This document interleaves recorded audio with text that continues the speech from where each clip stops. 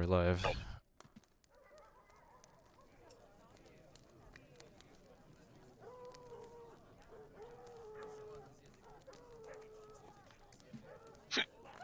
Can you hear a kind of some fires burning and stuff? Yep. Yep. Yeah, that's right. Okay. The volume is good, right? Mm-hmm. Okay.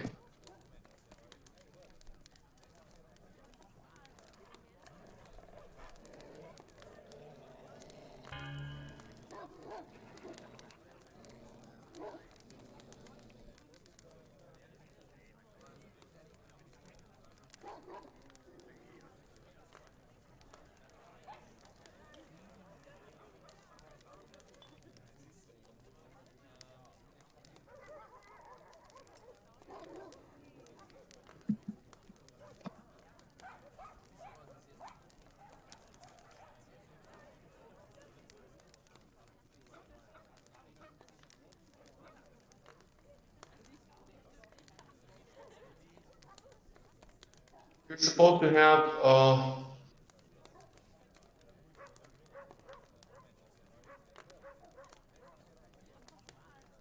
this map on your screen.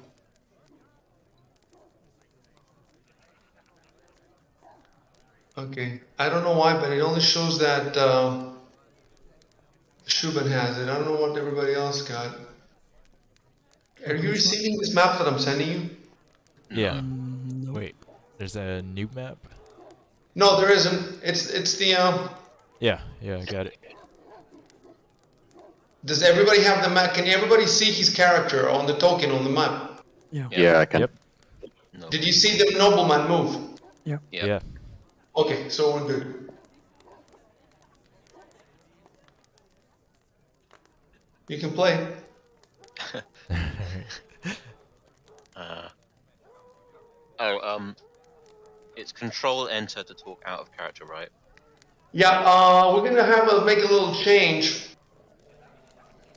If you want to speak normally as your character, first person, you just hit enter. Mm-hmm. If you want to say that you're doing something, I don't remember what it is. I can tell you that it's not. I think it was... You hold down control. Control enter. You should see it change to act when you hold it down.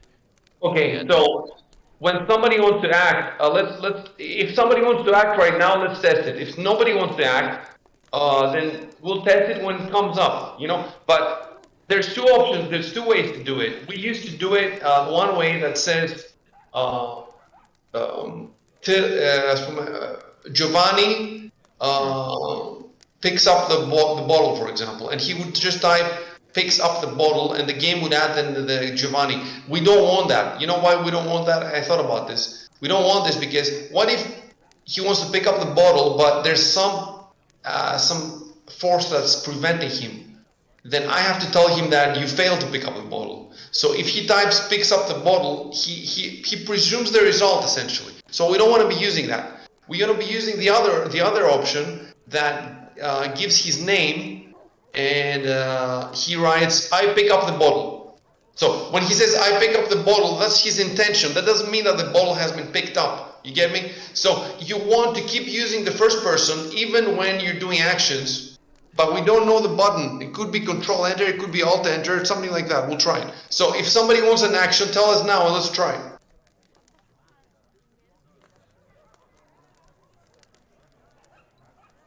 Uh,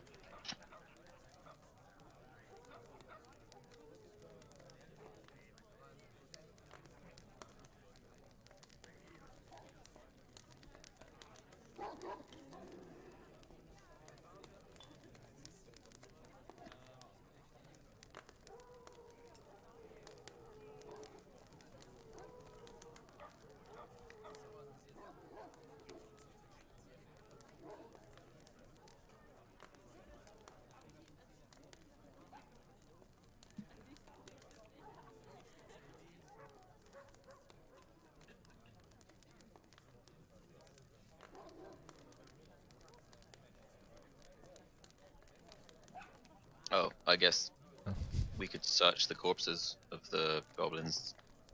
Now that we don't have to worry about any attacking us. Yeah. But you're not supposed to be saying this stuff.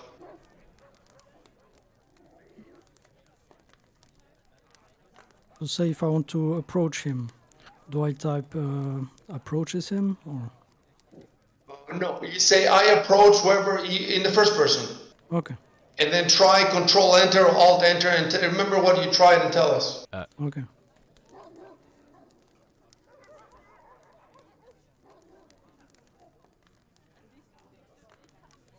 Wait, Alt Enter? So That? Or Control Enter. You gotta try something. I don't know what you Control should Yeah. try. I'm gonna, yeah, I'll put Let's do.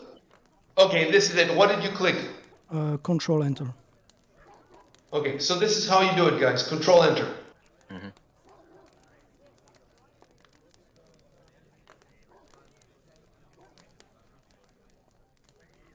Okay. Well, move your Yeah, like Yeah, this. that's it. And then just move it, and then I click. So another thing I should tell you about is that what I've figured out with Ruins of Atlanta we played. When you have now we're in exploration mode, right? There's no battle, so there's no rounds. I'm gonna keep your tokens locked when you're in exploration mode, and this means that with your not with your mouse, with your arrow keys, you can move your tokens 1 or 2 squares, not too far, and that will show me on my screen that you want to move somewhere. And if I want, I approve the move. If I don't want to, I don't approve. But keep in mind when you're in exploration mode that at any given time a battle could start. So you don't want to be too far away from each other, and you don't want to be out of. You want to keep moving. Generally speaking, now obviously there's not going to be a battle right now, but generally speaking, you have to keep in mind battles can start whenever. And if you're in exploration mode, when the battle starts, you're going to be wherever it is you're right now. For example, Giovanni is now as far from the other guys. So the way to keep control of where you are is to use the arrow keys, but use them carefully. Don't think about every move. Even in exploration mode, think about it. Don't just randomly go. Okay. So control enter is to speak, and control enter is to act. It's simple. It's not complicated. And in both cases, you use the first person. Pretty simple. All right.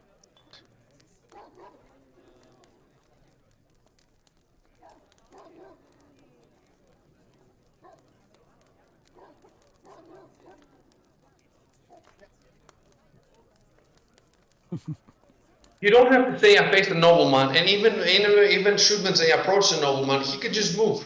You don't have to say Okay. that. Giovanni's Rory's is more helpful. He says he's searching through the corpses. So give me a second to tell him what he finds, and in the meantime, if you want to talk to the nobleman, you can post one chat bubble each while I look for the treasure. And also, more people could also, if you want to search.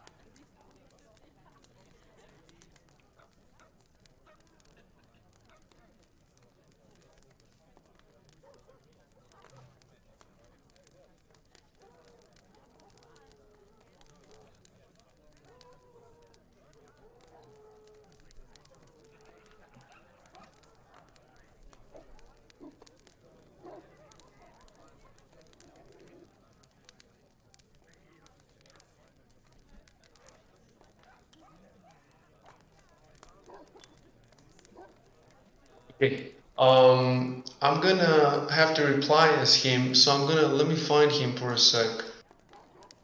See, yeah, I think I got it. Great.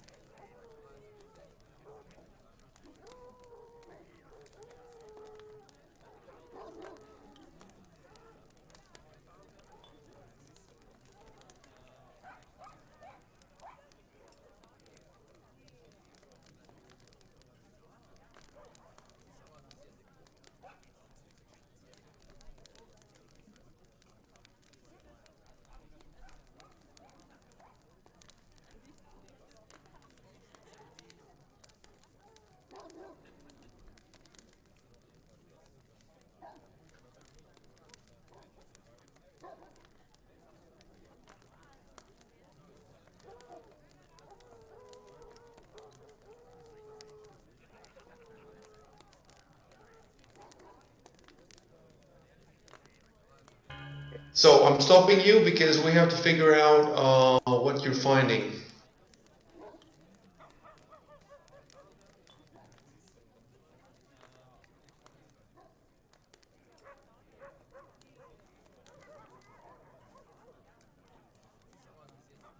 Okay, I'm gonna start with a goblin dog.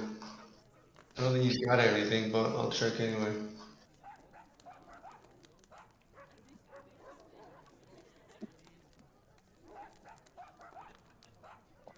He's 5 feet long and weighs 75 pounds. Nope, he doesn't got anything.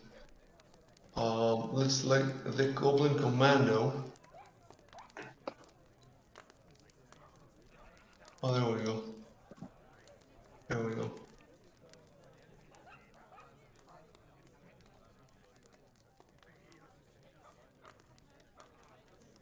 Okay. I want to try something that Dan showed me last time.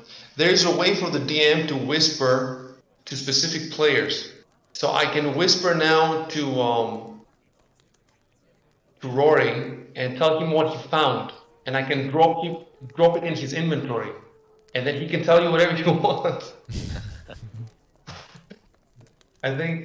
But I wonder if we could also allow a perception check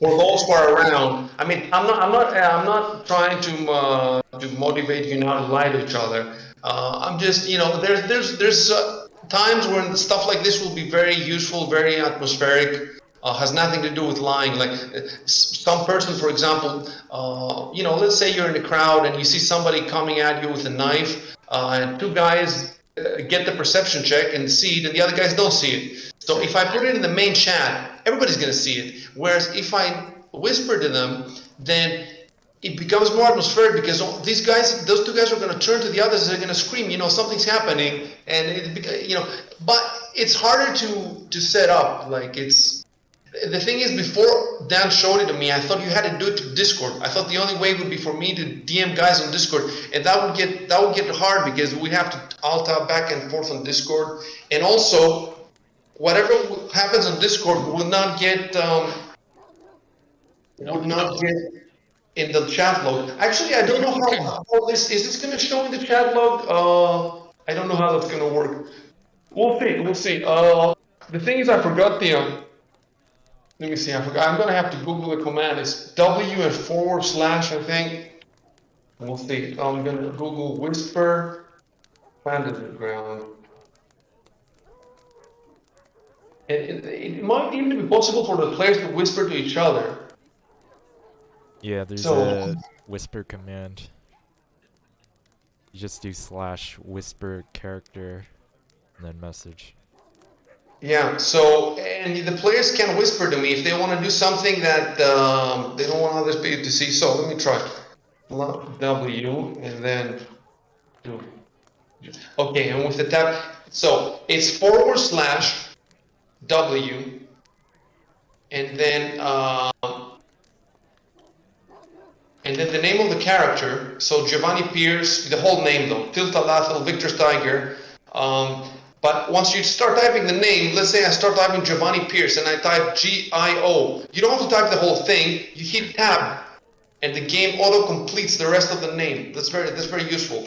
And I think if you want to whisper to me, you hit W. Don't try this now. We don't want useless posts. But when you want to try it, just tell me, and we'll all wait for you. And you can try something as long as it's congruent with what's happening on the screen. We don't want to test now just for the sake of testing. So let me see. W Giovanni Pierce, and so type the first few letters of the PC name. Press tab.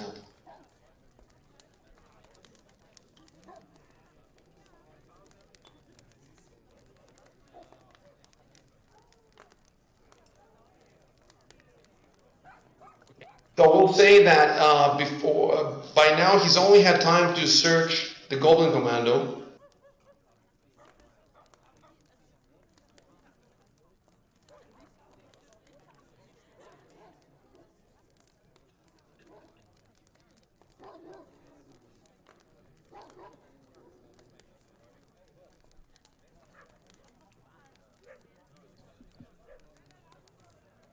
So we've agreed that you guys are not gonna strip every Goblin bear and get their Yeah. armor. Okay, Those so fancy, expensive goblin knives.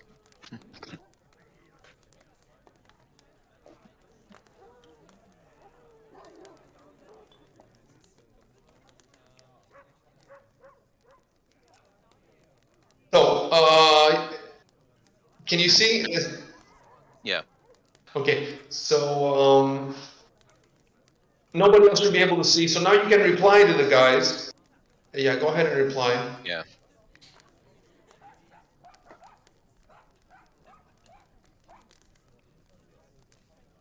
Should we set our languages?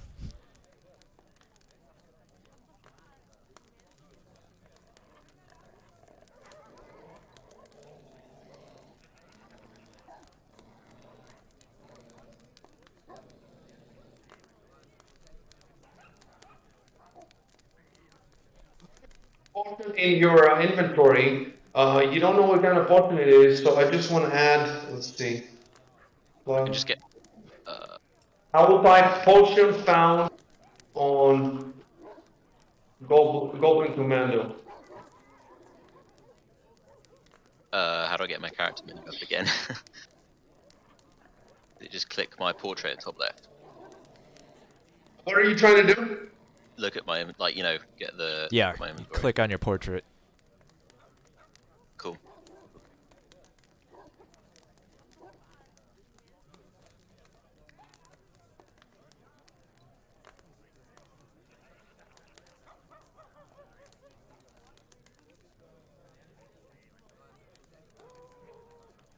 Expects you to sell all the items from the. I wonder if we'll find out. I guess.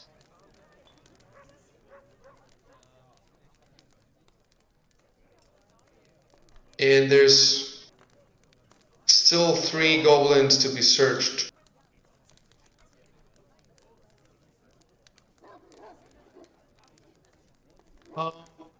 Yeah. You shouldn't speak like that. You're speaking like you're playing a video game. Not sure what type it is. I found a potion. It could be just like water or something. You see what I'm saying? Okay. You're talking like you're.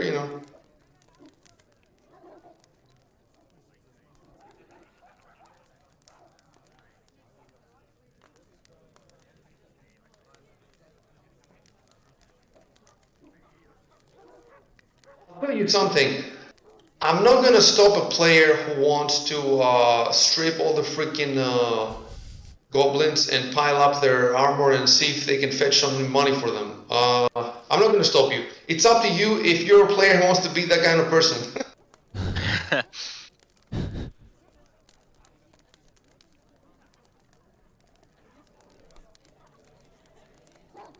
You can say I hand over the potion to Martus. Yeah. And then I'll switch it from. I wonder if you can hand it over yourself. But if you type it in, yeah. Okay, I'm gonna do the transfer.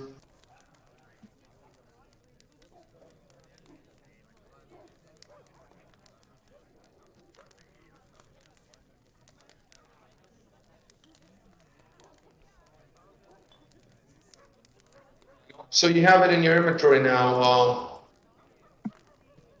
Sure. And now what you have to do is go to the core rulebook and find me how to identify potions where I do other stuff. And let me Yeah, know. so it'll be a spellcraft check, and I think the DC is 15 plus the caster level of the item.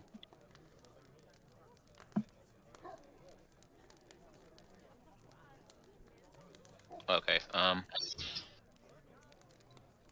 Yes, the DC for checks equal to 15 plus the spell level of the potion. Can you put it on Discord for me? Or 7, 8. Yep.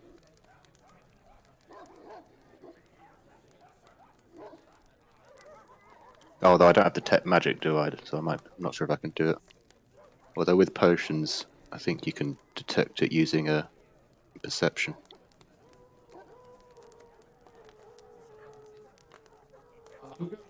Hold a sec, I'm gonna go check the stream, I'll be back.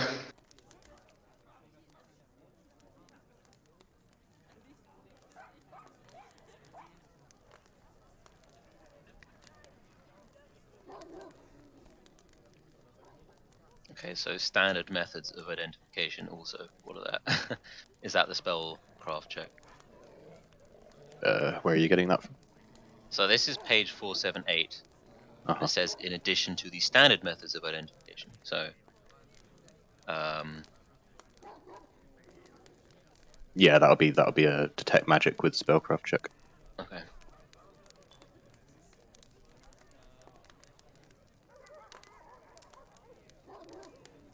Oh, let's look for that as well. Well, that'll be 15 plus the caster level of the item. Hmm.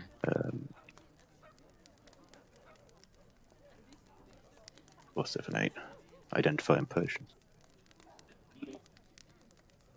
Okay, so it's the same, but it's a perception check.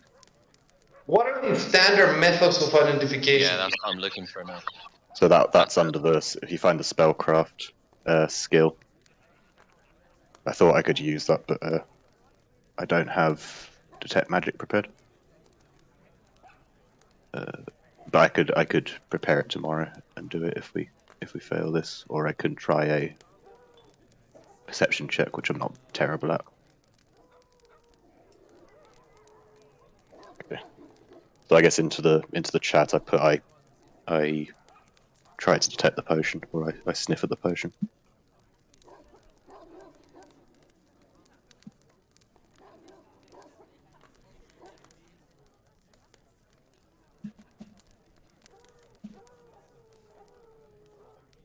Well, let me know what you want to do, right? And I think there's another potion. Is it Rico has another potion? Yeah, I got one. Are you gonna say something to Elder? No. Just kind of forgot about it. Listen for a second. All these things are supposed to be happening at the same time. If it takes us half an hour to resolve this, that doesn't mean that he has been waiting for half an hour. Yeah, yeah. Okay, so when you say sniff, you mean you taste it, right? Yeah, I'm using the perception check. So I guess I should give you a roll now. When they say sample, sample doesn't mean sniffing, I think. It just means you're gonna drink a little bit, right? Not enough to have an effect, but just enough to taste it. yeah. Anyway, I will reply to you right now. So shall I give you a perception check? 1 sec.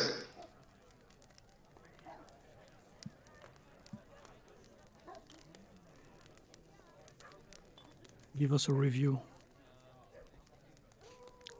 Do you taste strawberry? Now you can say I taste a little bit of it or whatever. Yeah, that works perfectly.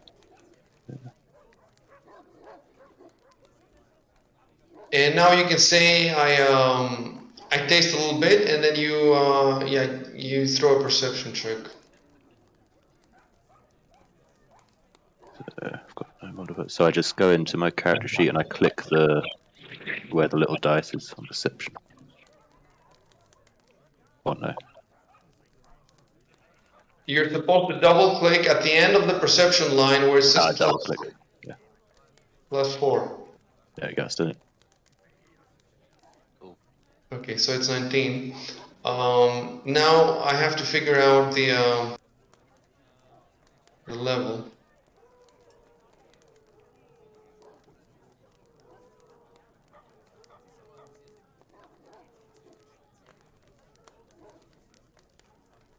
Okay. Okay, well, you're gonna give me a few minutes then to find the level.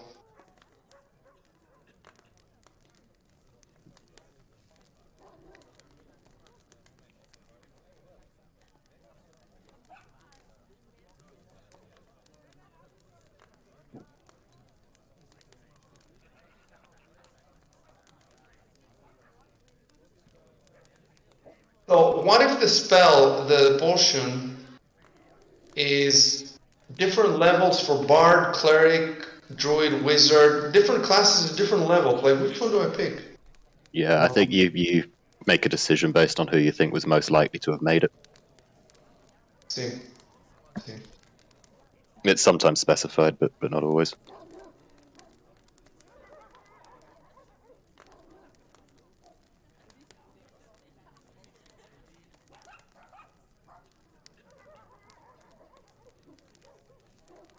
Pull out the.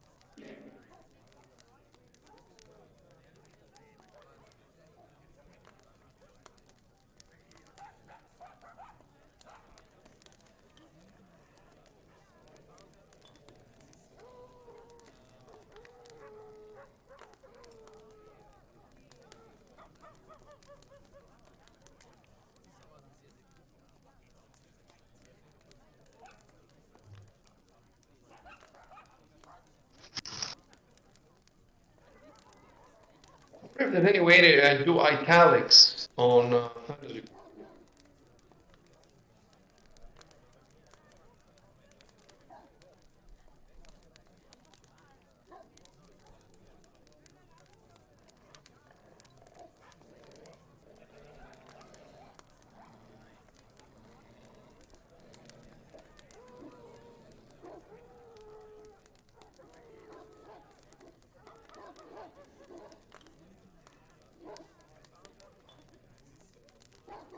Does Control I for italics once you pull it Control up. I.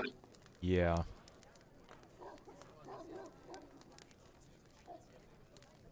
It doesn't seem to control. You need to select the text. Oh, okay.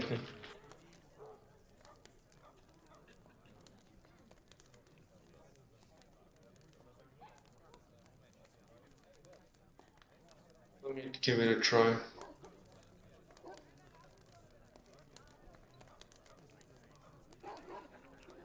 How do you select text? I've been trying to figure that out. You can't just Okay, like well, highlight it.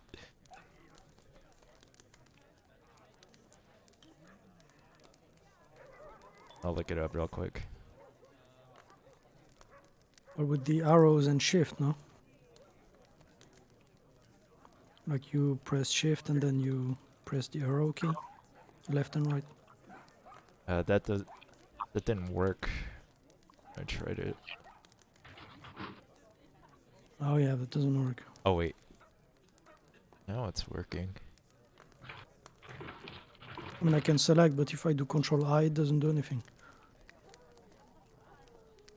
Maybe you don't see it. I don't know.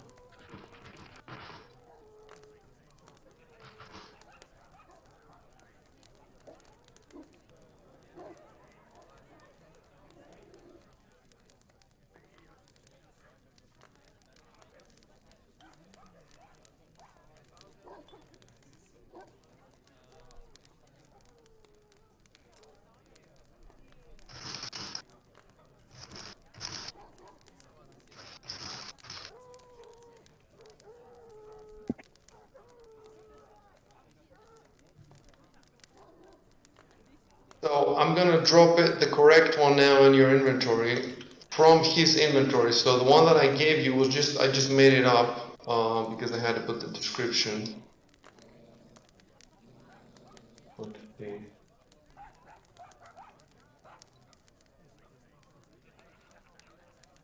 And now I can just drop you.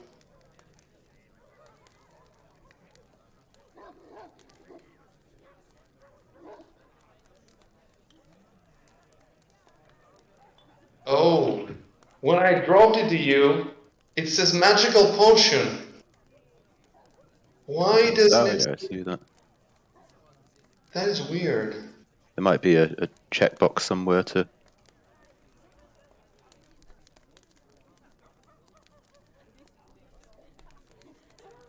Let's see. That, so I didn't have to. I could just drop it without typing anything, and it wouldn't have.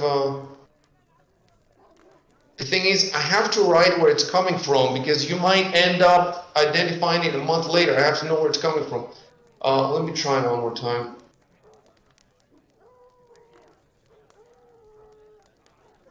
Yeah, magical potion. So the question is, you know what I should do? Should I try to bring it over from the player's handbook? Because in the player's handbook it will be identified. So let's see. Magic items by type, for example.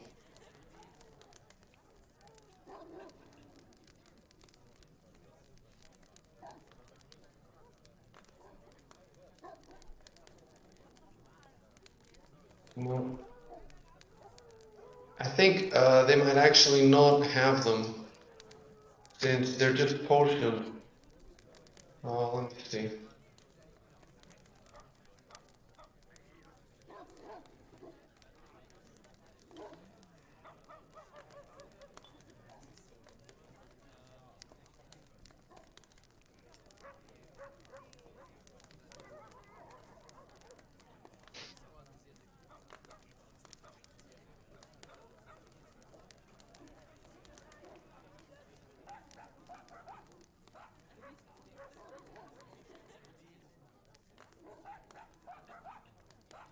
No, you know what actually? Oh, I see it. I see it. That's pretty cool. So you see where it says magical potion, right? And at the end there's the paizo, the blue ribbon.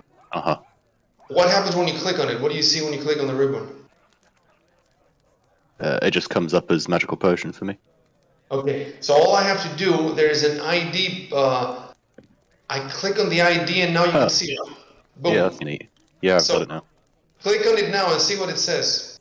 Yeah, I've got all the details. Fantastic. However, it says caster level 3, whereas when I looked it up in the handbook, it said cleric level 2. Oh yeah, Yeah, you it's need level 3 for the yeah. yeah, So exactly. that means that I should have added +3 to the roll, to the DC, or +2? That would have been +3 because it's the caster level. It's the caster level. Let me Yeah, see. because he could have made it a very high level potion because you get bonuses on top of the spell effects for your caster level, not just the spell level. It says the DC is equal 15 plus the spell level of the potion, not of the caster. The description says, in this particular case, it doesn't matter because even with +3, you still just about made it. But it would be good to figure that out. 15 plus the spell level of the potion. I Oh, guess. that's right. Yes, it's a little different to.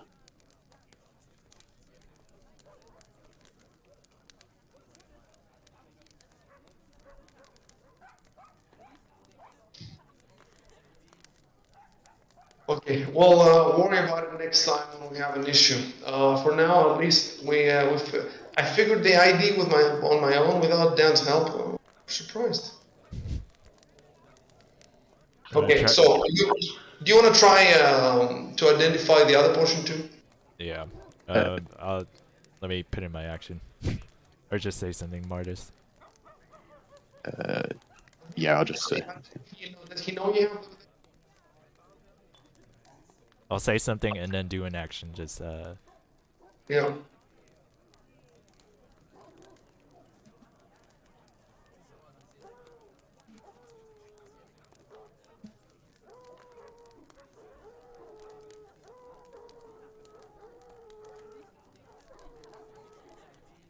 Actually, I was wondering, like, what's the standard way to heal? Is it with potions and visiting healers? I mean, I'm guessing when we sleep, it doesn't do anything, right? Sleeping heals you a little bit, but not very much at all. Okay. Is it the But same yeah, as healers. I've got quite a lot of healing magic, so We I can should be turn able to on cover the we cost. can turn on JRPG rolls, which after the battle everybody has full hit points. Everybody who's dead is I just back up. faint when I die.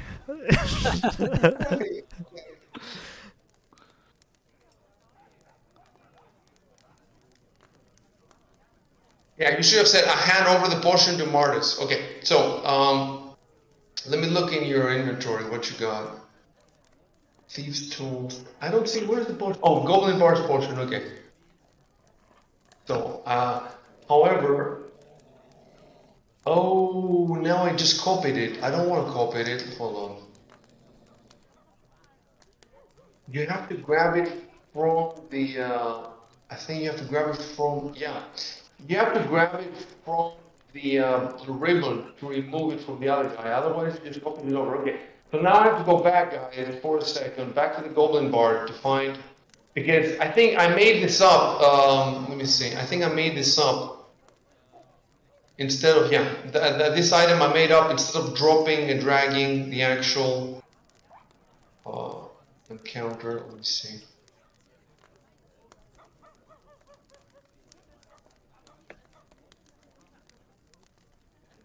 Here, okay.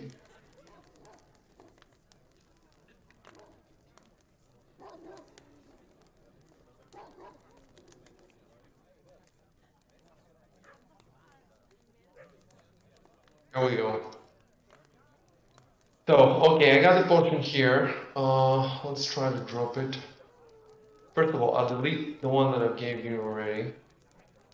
Yeah, if you learn how the system works, it's very, very good. It's very, very good. There we go, magical potion again. You can't see shit. So, you can say, I tried to, I quaffed, I tried to identify the other. And then just write it and then drop roll your. All this shit is supposed to be going on while you had a couple, the first couple of exchanges with with Aldrin.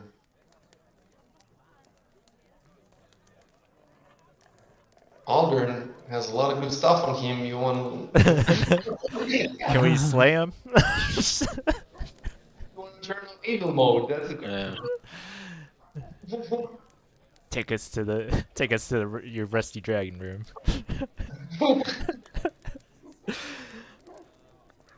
So how do I get the potion for Matus? I guess the... First of all, let's see what this is, and then I'll tell you about tactics for potions and stuff. I don't know if it makes sense. I'll tell you all the tactics because I really need to tell you. You guys don't know shit, and then you can make your decision once you've heard what I have to say. So, yeah, you have to roll, and you got 16. Oh. So, let me see. Well, look, I'll tell you what it is. Magical potion. So it's 15. Oh, it actually says it. It says it. If you click on the potion, it says caster level. So I don't even have to.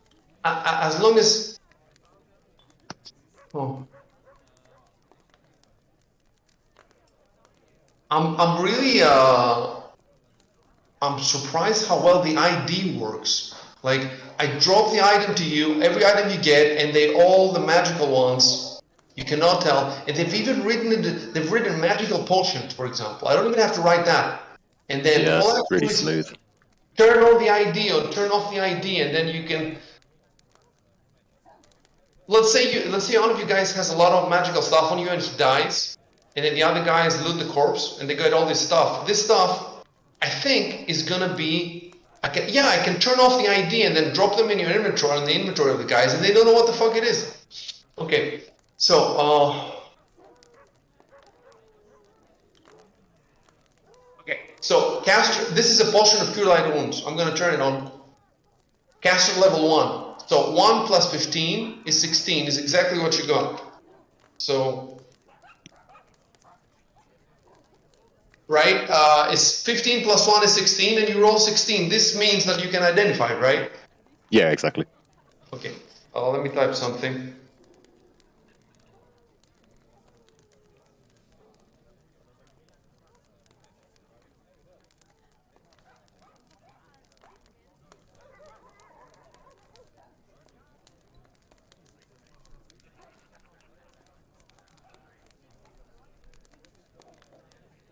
Okay.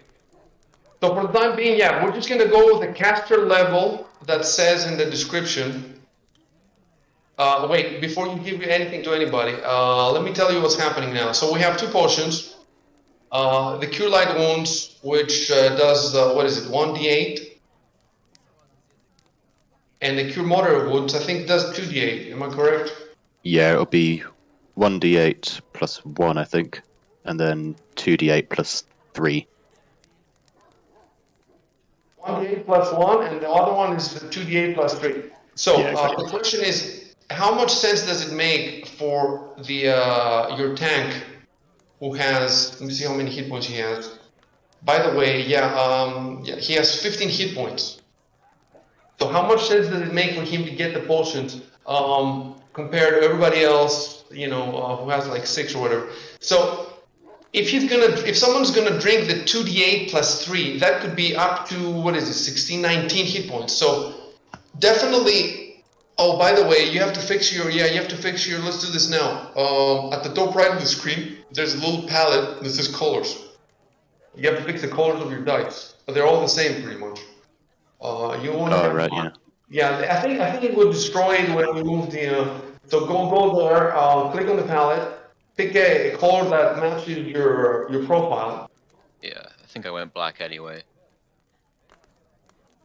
Yeah, you have black, and Marcus is the one who has to change it, and Victor change it. And then if you want to change the font of the numbers, you hit the T right next to it. Don't roll any dice though for checking. You'll roll when the time comes to roll. For now, just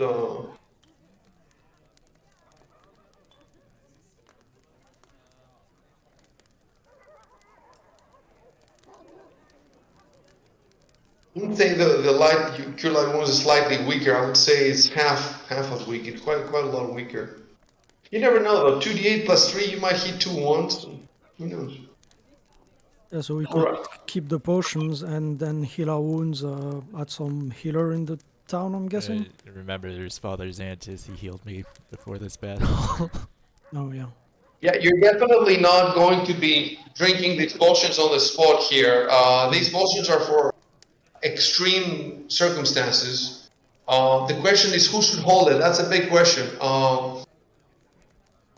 I would say that the cure moderate wounds should go to Victor because that way, there's no point. What if, for example, Rico takes it? Rico only has 9 1 HP. hit point maximum, and that thing can cure up to 19. So it's gonna be wasted there maybe.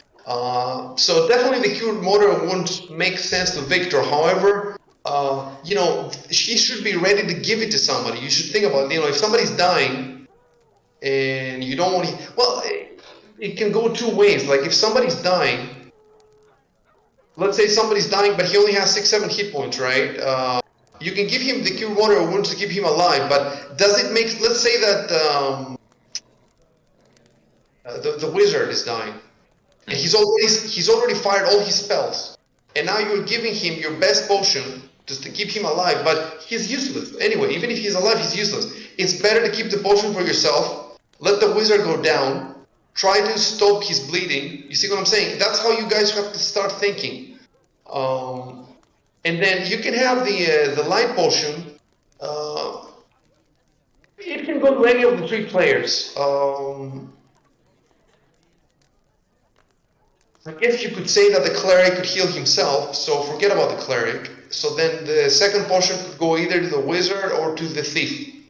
And then that's your option. Anyway, and the thing is, I'm going to be giving you advice like this because I don't know if you read, I wrote it somewhere. We made a mistake by starting the big campaigns. You guys know nothing. Even for example, Rory has played a few of these games. I don't know how they finish these games. They don't know nothing about tactics.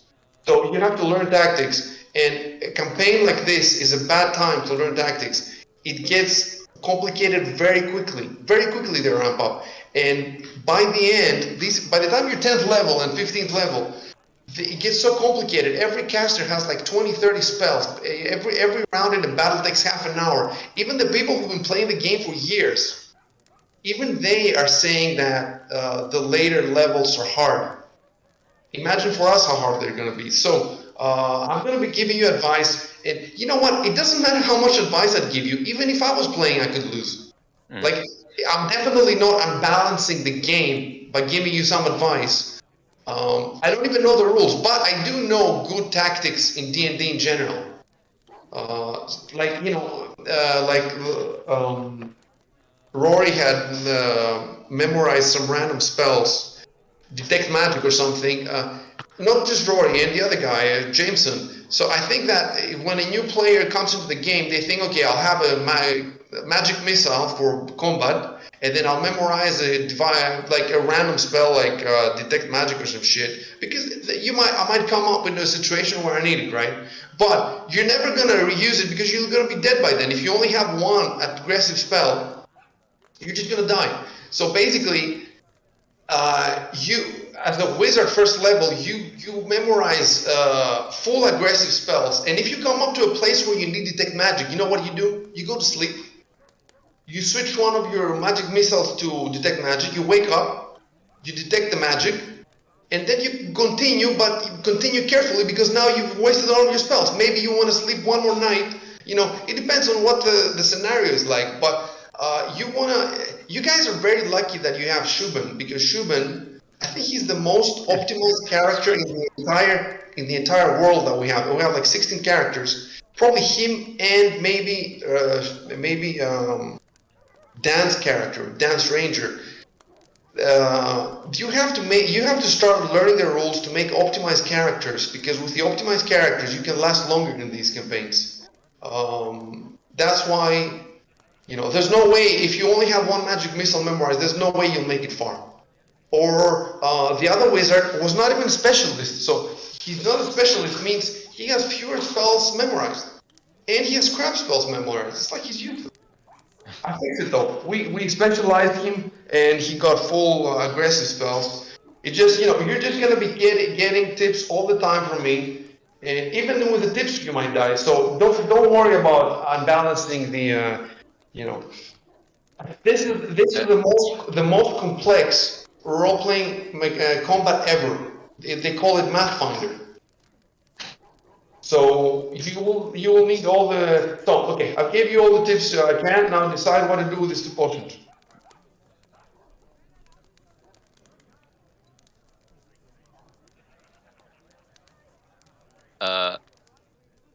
In my defense about the magic missile thing, I didn't mention it before because I didn't want to chuck Dan on the bus.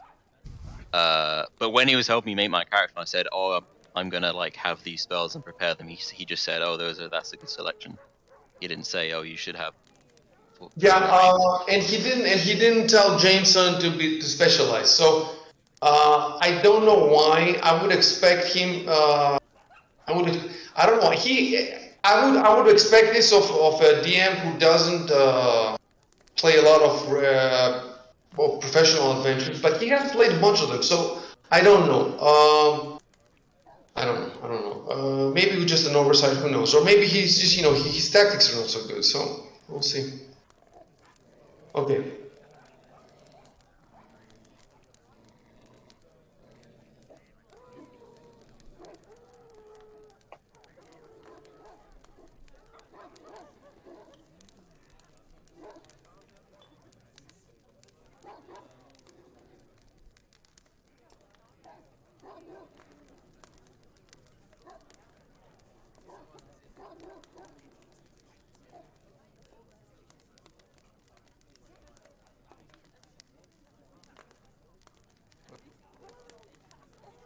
Assuming that Rico takes the potion. Oh, right.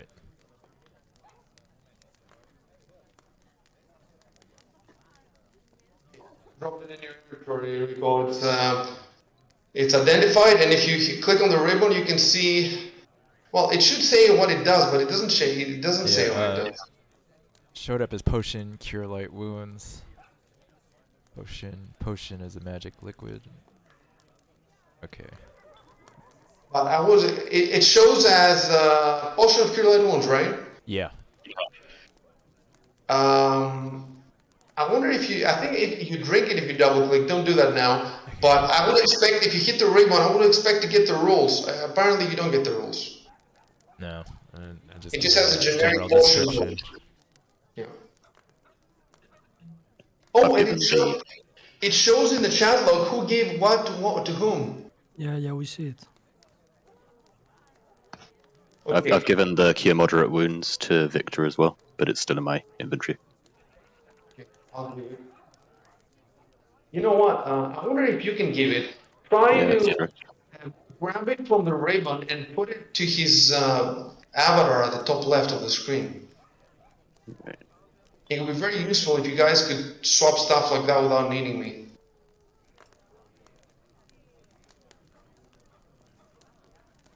But first you should type that you give the other potion to. Oh, you've already typed I've that. already done that, yeah. Okay, so go ahead and try to drop it in his inventory. It's just done for me. It's just put potion cure moderate wounds into the.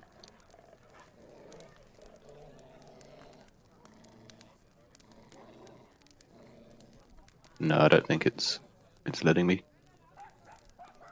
Oh, we can search it later. Maybe there's some other way, but for now, I'll drop it myself. There we go. And you can check your inventory. Should be right there. Yeah, I Okay, see great. it. We figured out the identifier. I'm so happy about that. Nice.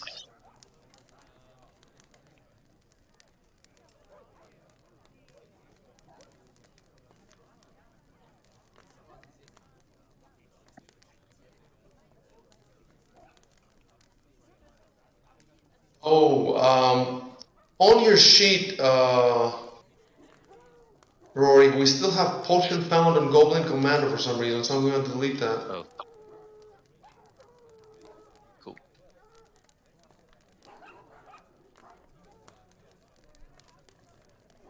Okay, so where were we? Let's see. Yeah, you were going to. Well, you had a conversation with Aldern, and you were going to walk him to. You offered to walk him to the inn. If you guys want to say anything more to him, you can go ahead. Now is the time. Mhm.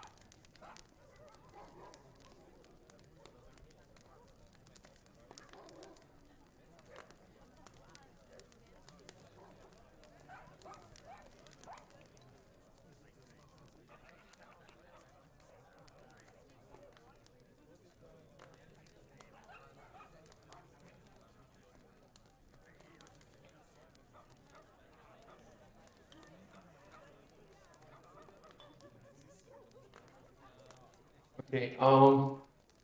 We're gonna change to the town map.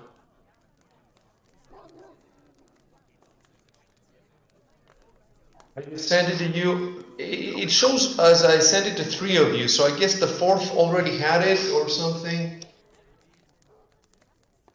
Yeah, I already had it, and it's just put it in the background again, which it already was.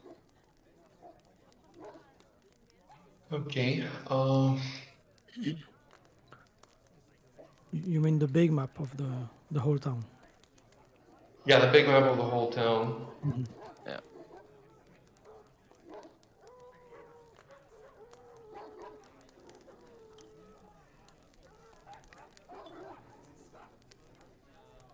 Okay. Cool. So we can close the other window then.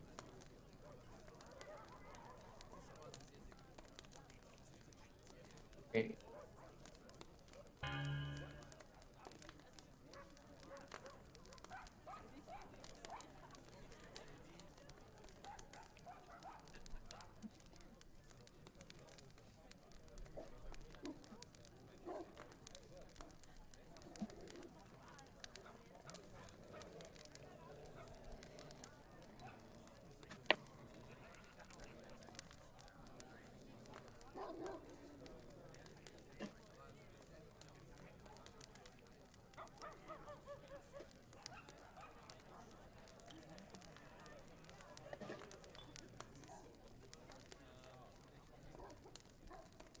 Give me a second, I'm looking at something.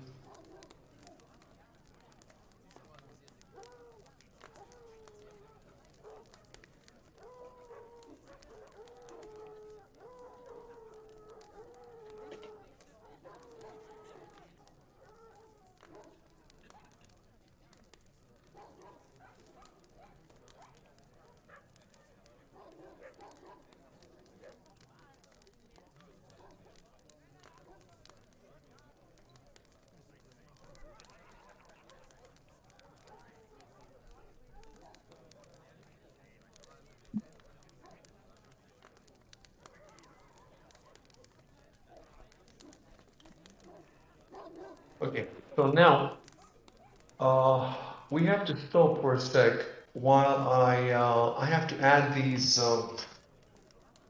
tokens, these numbers on the map.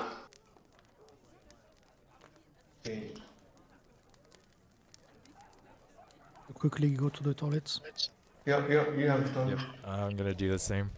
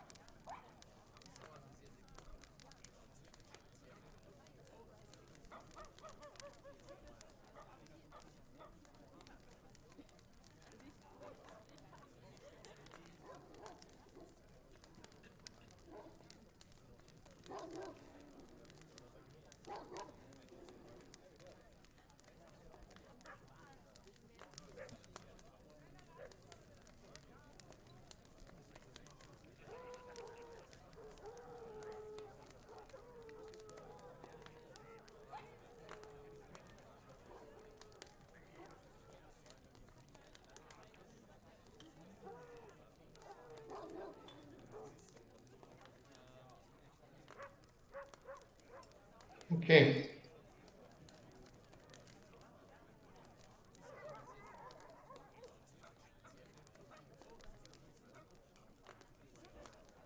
Can you see on the map that the number 1 is in the square in front of the cathedral? Yeah.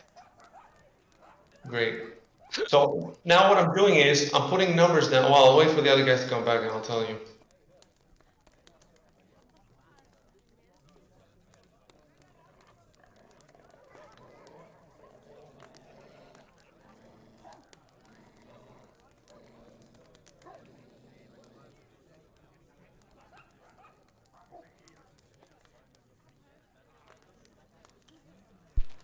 All right, I'm back. Okay, I'll wait for Shuben. You can see some numbers on the map. I'll explain when he gets back.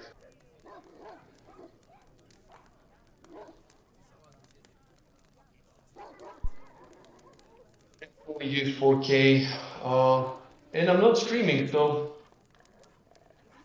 yeah.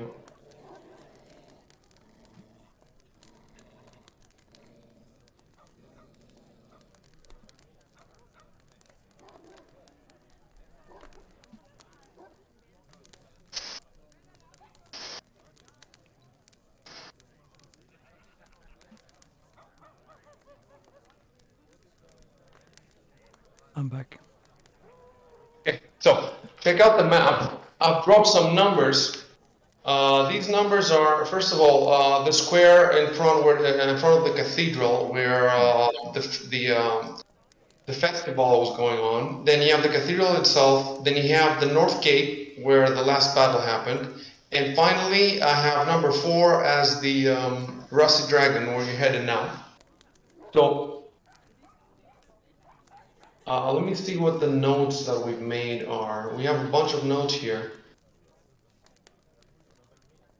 Several of them are private. Fill notes. Okay. Sandstone Legend. We already had one. Oh, there we go. Can you guys all see Sandstone Legend in your Yep. Yep.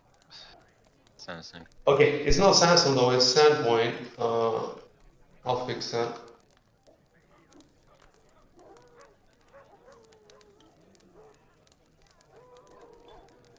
Okay, Sandpoint Cathedral is number 1. No, sorry, that's number 2. Well, you know what? No, I'll move them around.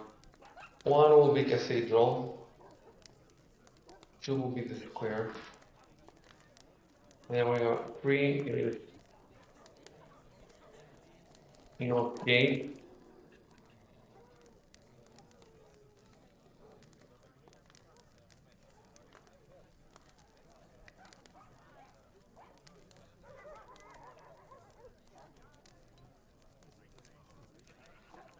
Um,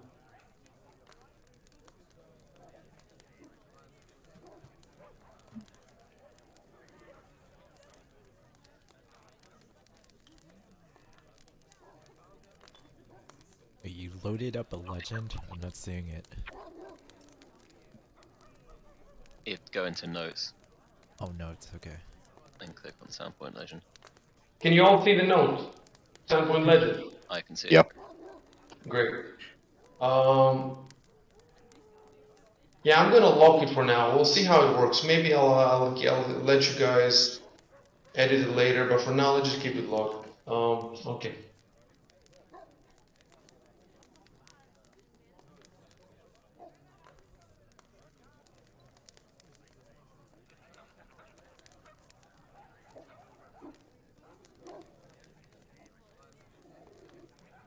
Okay, so give me a sec.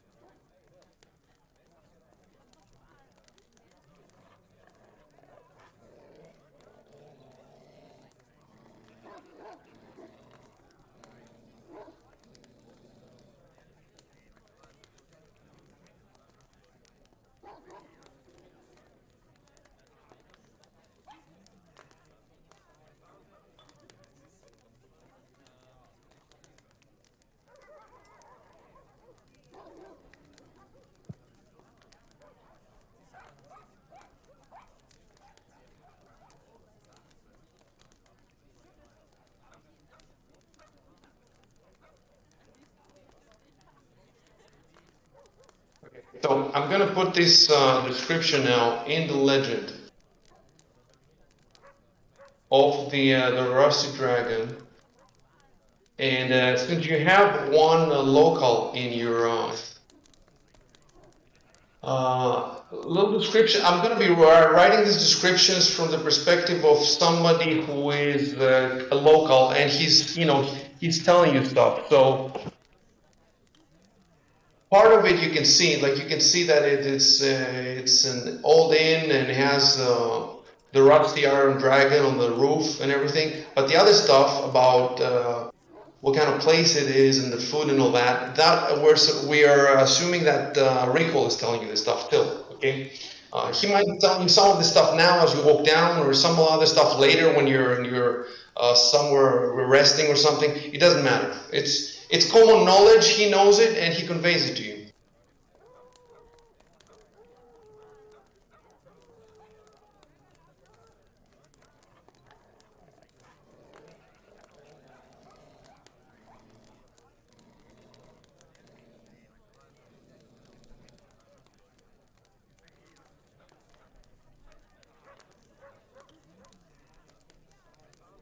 Let me check really quick.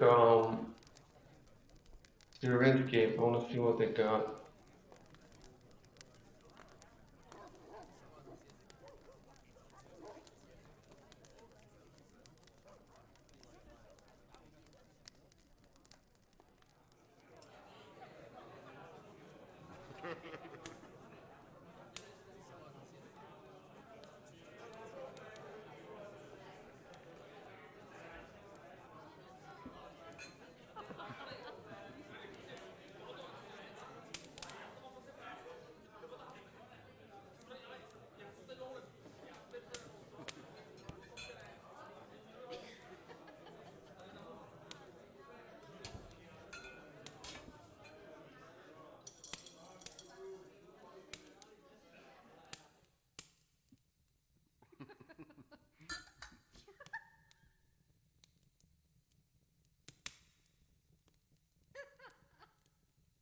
Okay.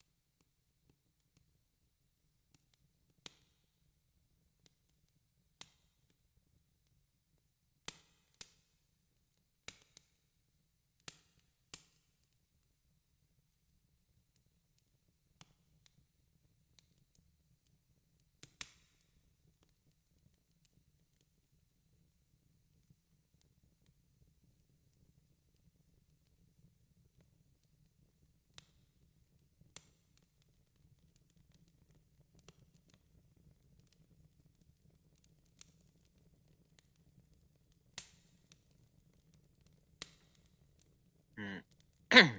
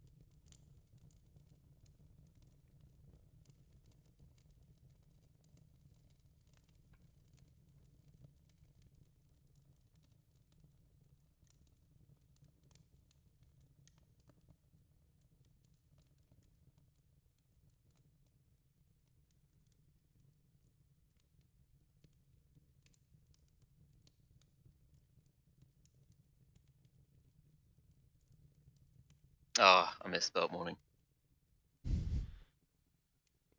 Oh, I misspelled should. Fuck.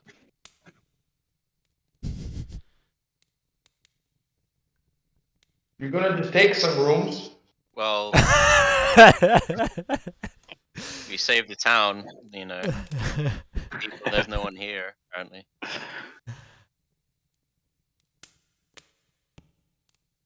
I'm chaotic neutral, you know. Oh, okay.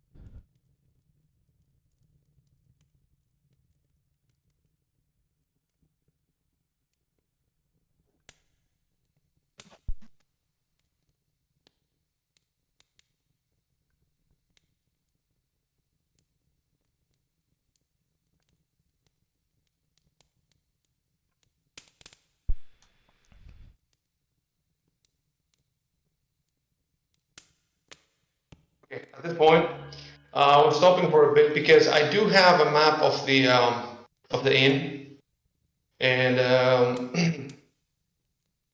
I got it from another book. It wasn't in this adventure, and then Beak had to extract the image for me.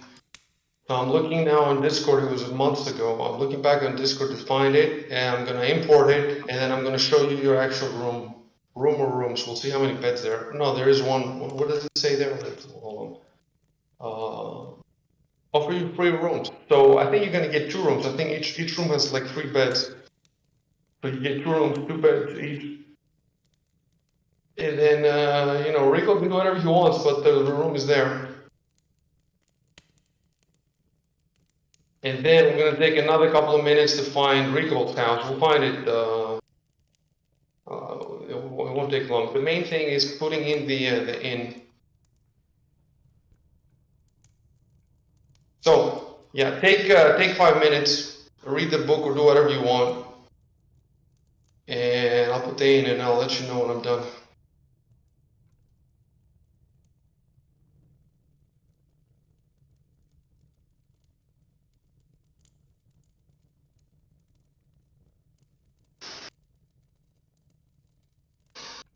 Okay, I found it.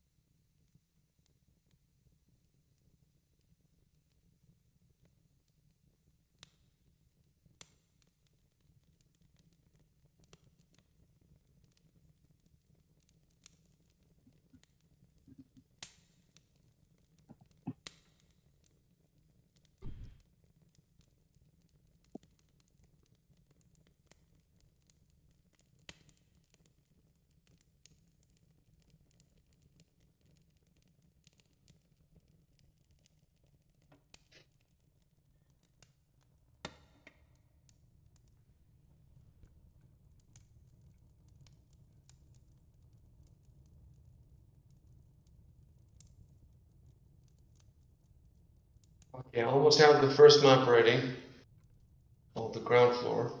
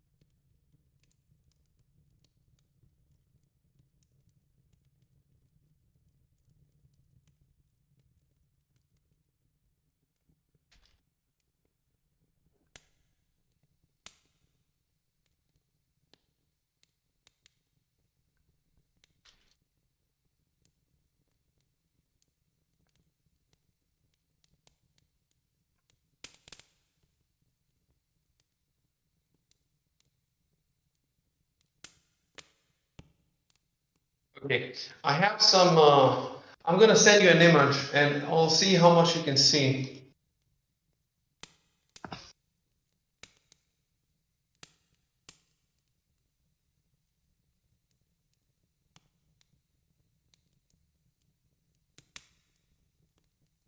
Can you see anything? Mm-hmm. Yeah. Yeah. Yeah, I want see the sort of front room. you cannot see the whole map, can you? No, just No, we one can see front. No, the just road in front and then the front room. Okay, let's drop some, let's drop some, okay, I'm gonna remove, wait, delete, okay. Let's drop you guys in this, oh, but, it doesn't have a grid. I have to put, the grid that you see is painted. I have to put, there's no particular reason right now to play this out like that. I just wanna, there's no particular reason now to play, uh, moment by moment, but I just want to make sure that the mask, let's see, okay, so you can see the road in front of it, and, I mean, also, let me keep showing you more,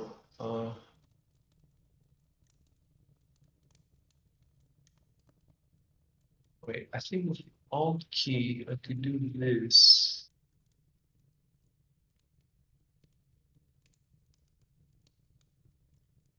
Right? You can see now the entire left side. You see the front, and let's do this as well. Boom, and you can see the right side. So now you guys are in the center of the room. To your left, you can see the tables where. Oh, and here's the stage. Right. So to the left, there are it's the tavern, and behind the tavern, there's the stage where people sing and stuff. Hold on, I'm trying to figure out, there's two ways to show the map. There's the square, and then I can just draw.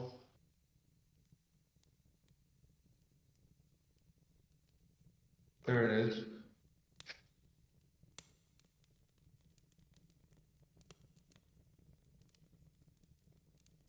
So I have to, because I haven't put, if I had put in already the, in this map, because this map is not in the adventure, it doesn't have line of sight. If I had put in line of sight, there would be no reason to do any of this. You would be moving your tokens and you will be seeing whatever they're seeing. So we'll do that next time. But for now, let me just, there we go. That's it, that's perfect. That's exactly what you can see. And those are the stairs where Aldrin went up and she came down. So let's go back to our discussion. Oh, in the meantime, yeah, I want to check how many beds. Let me look at the second floor.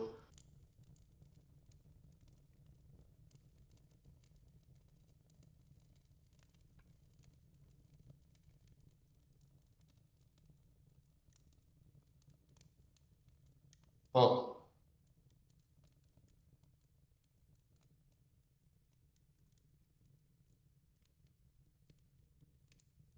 Okay, each room has one bed. What was it?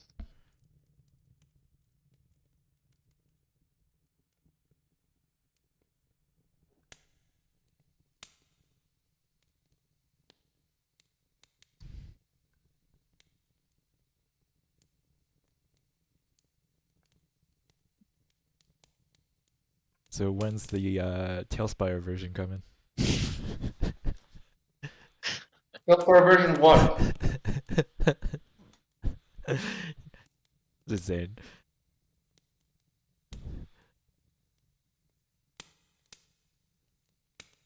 Okay. Conversation.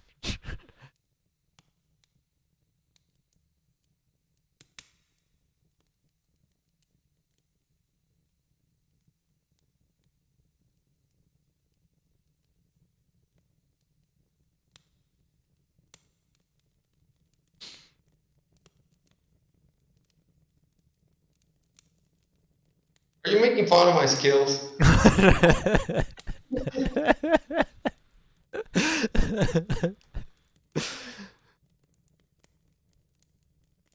Tailspire version.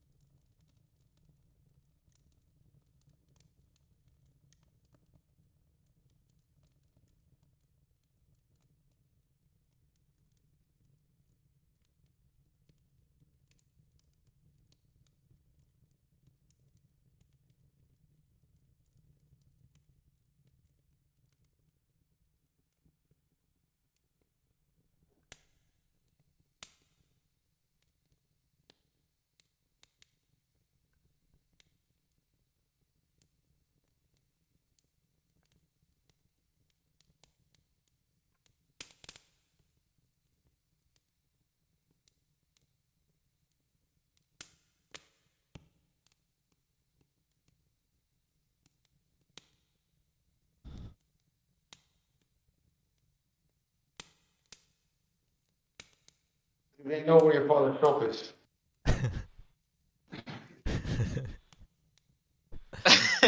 How's out?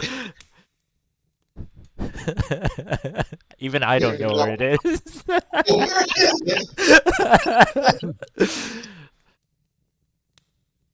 Okay. So we'll take some time now to find it. Well, it's not a big deal. I'm not going to give you a floor plan, but we're just going to pick one of the houses, and I'm just going to put a number on it. Okay. So the city has two regions: the north, the upper, and the south. And the south is the more crowded one. So I guess your father's shop will be there. So I just have to pick a small. Look at the tokens.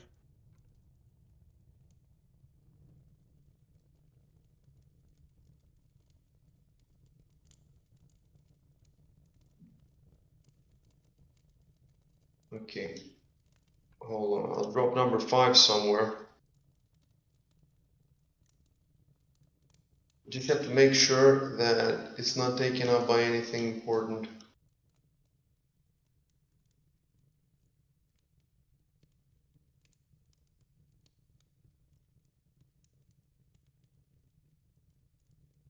Ah, there we go. I think I found it.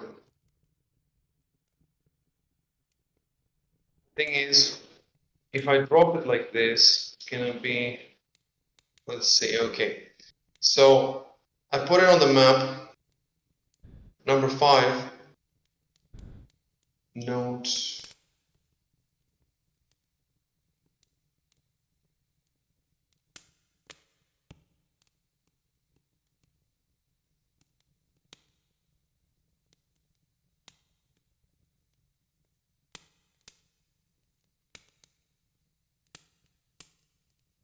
if you look in the Soundpoint legend, number 5 is Till Shop, and it's very close. It's just behind the inn. And it's a little tiny, it's like the smallest building around it. It's the little building to the bottom left of the number 5. Yeah. I don't have the map anymore. I can find it in images. Oh, okay. Oh no, you moved my map. Oh yeah, so I sent it back again. Yeah, I sent it back. I'm gonna be doing this periodically just to be sure people have, and I guess that's gonna be screwing up your map, huh? Yeah, it moves it slightly.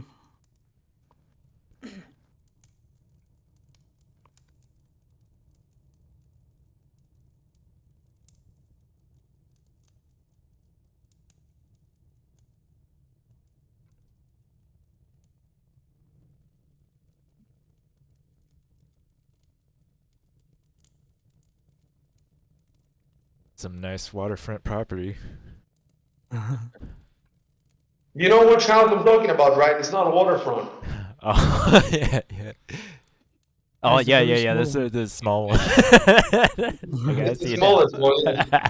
It's a So, like shack. right there is you're behind the tannery and all this dirt and the milk and the your health is really bad because you've been ingesting all these fumes. I see Yeah, why he's a but- thief now. Perfect logistics. You know, your dad's shop. He's right where he needs to get all the supplies.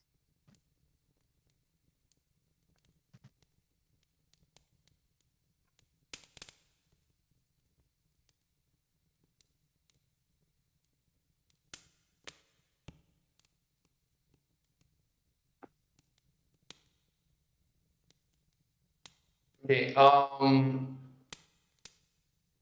we're assuming that Till told them where the shop is, and they could also ask Mako. Hmm. So,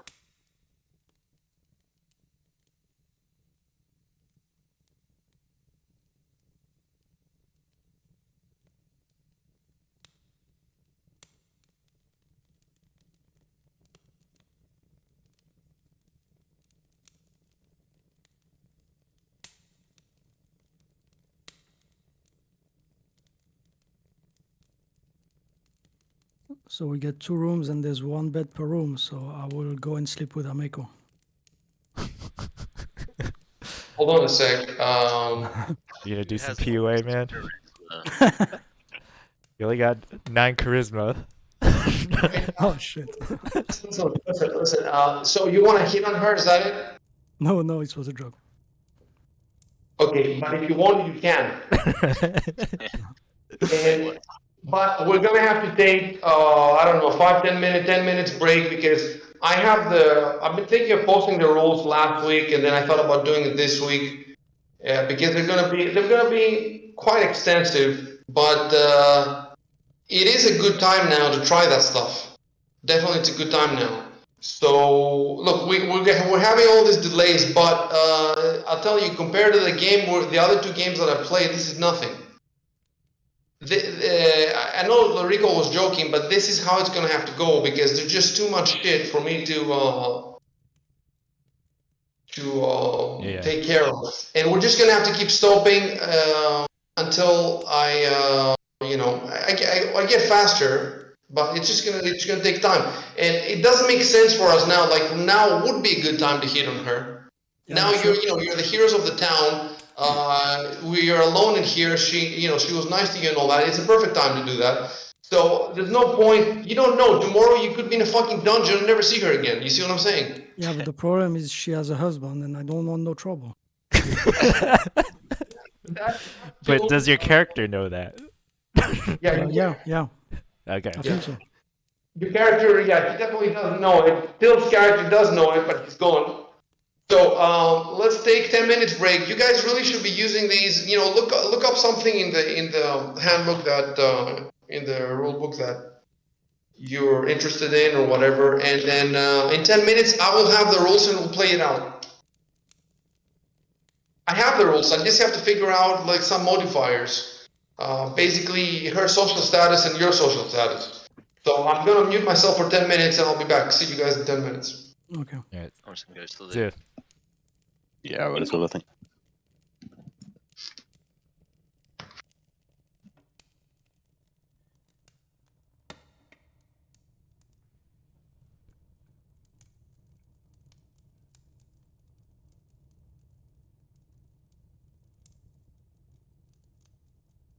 Yeah, you definitely should do it, Shub. I mean, your character's a barbarian. Yeah, I'm thinking about it. Knows you might roll lucky. You're heroes. We're all heroes now.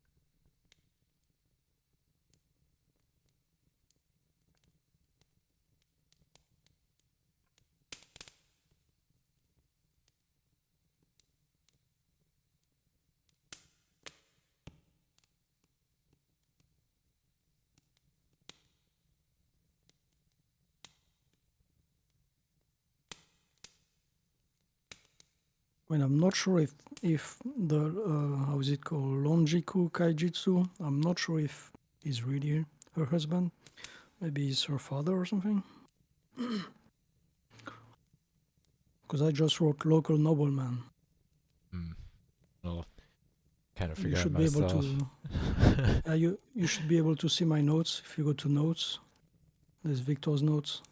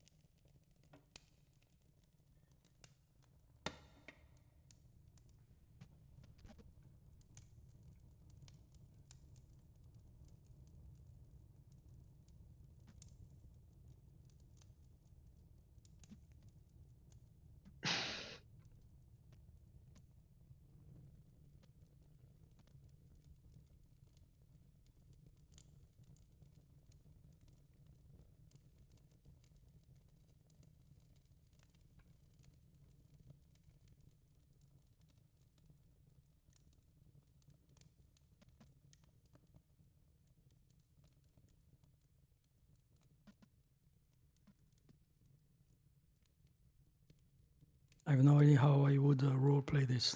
You just use your best line, man. Nice weather we're having.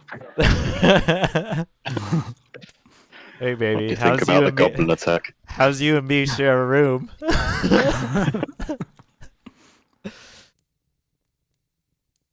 I could use some company.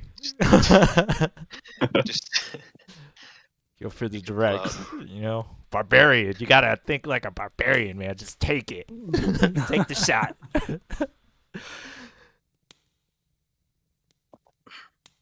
I can just grunt. You just acted, you know, grab her. Rape mode activated.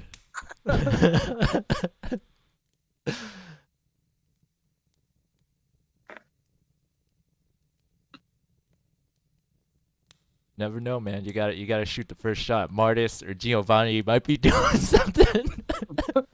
They're thinking about it now. Dude, my charisma is 7, dude. I think I'm the only remotely charismatic person in the party. But you guys got hero status now. IC's definitely got to take that into account.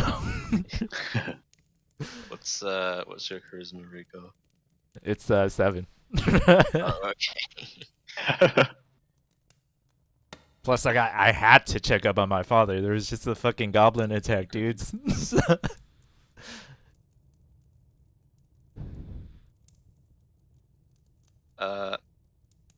Clerics, you don't prepare spells, do you? Right, it's a different way. No, we do prepare spells, but we don't have a spell book. We can prepare any spell from the divine casters list that we're qualified for. Okay, cool.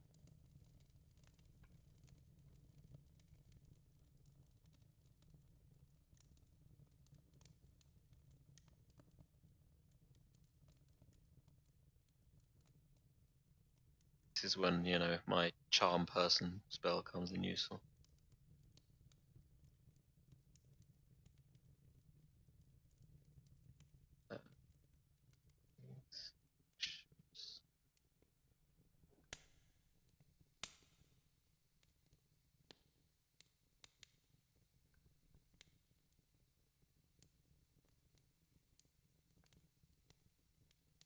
Yeah, charm person.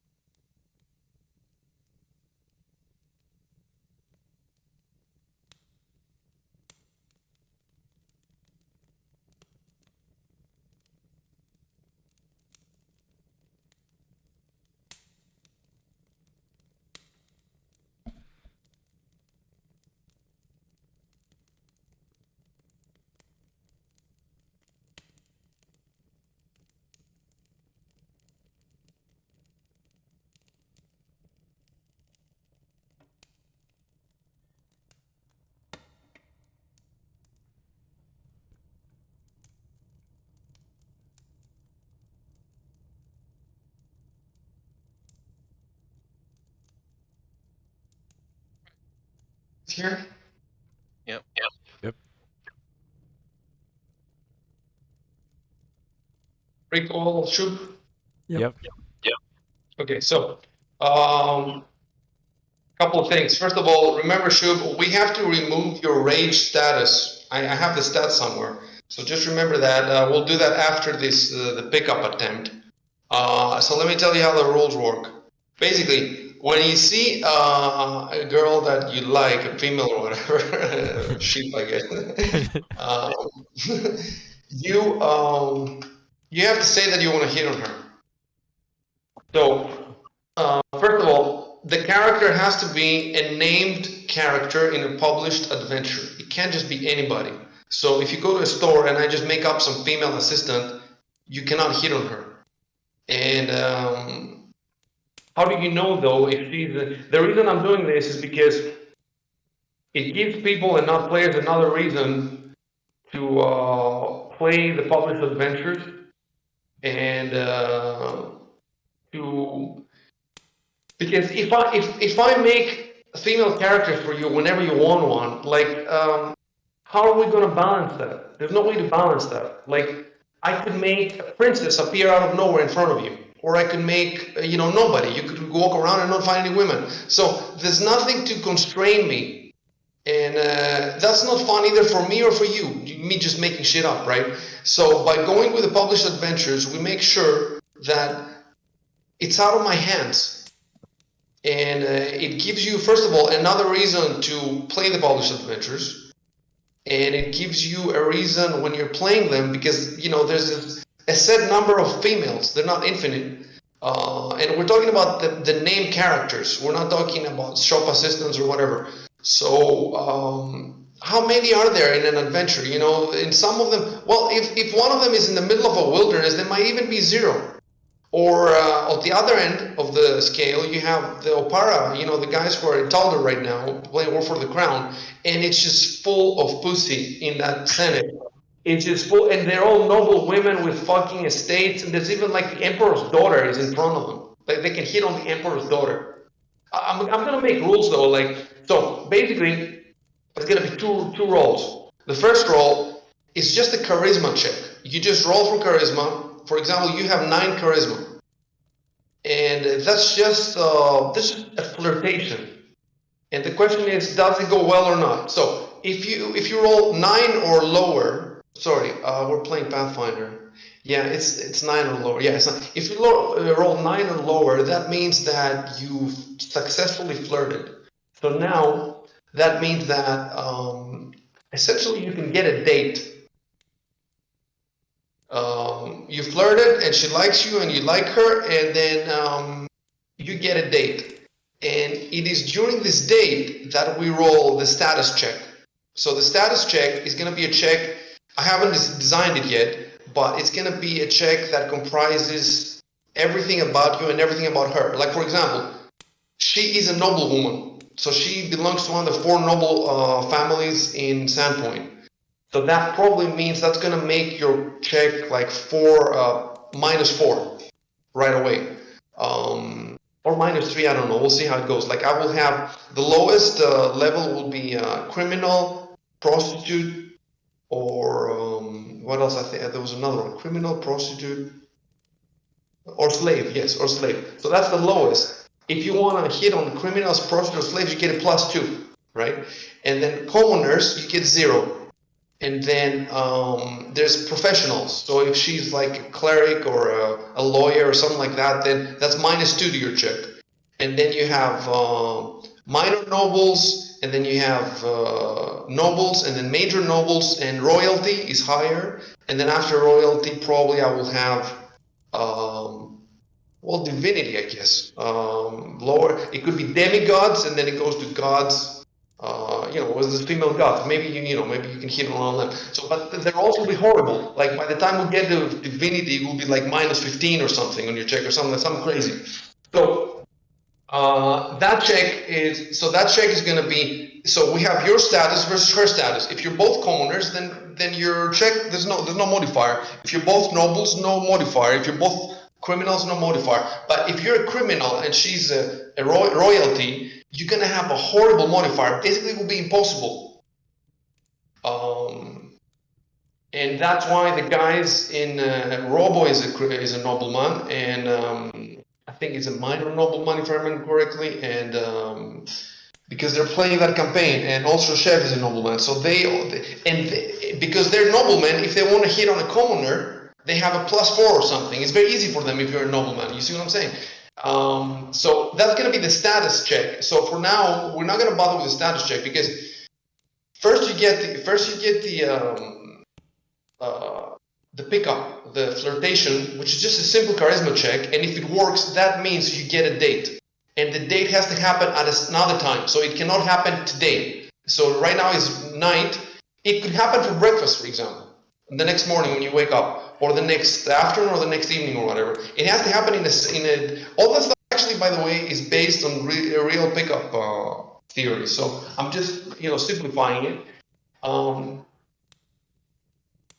So all you need to do is roll a charisma check, and then other modifiers, for example, will be your level versus her level. So your level 1, if she's, let's say, level 3, that means she has 2 levels on you. That means -2 on your check.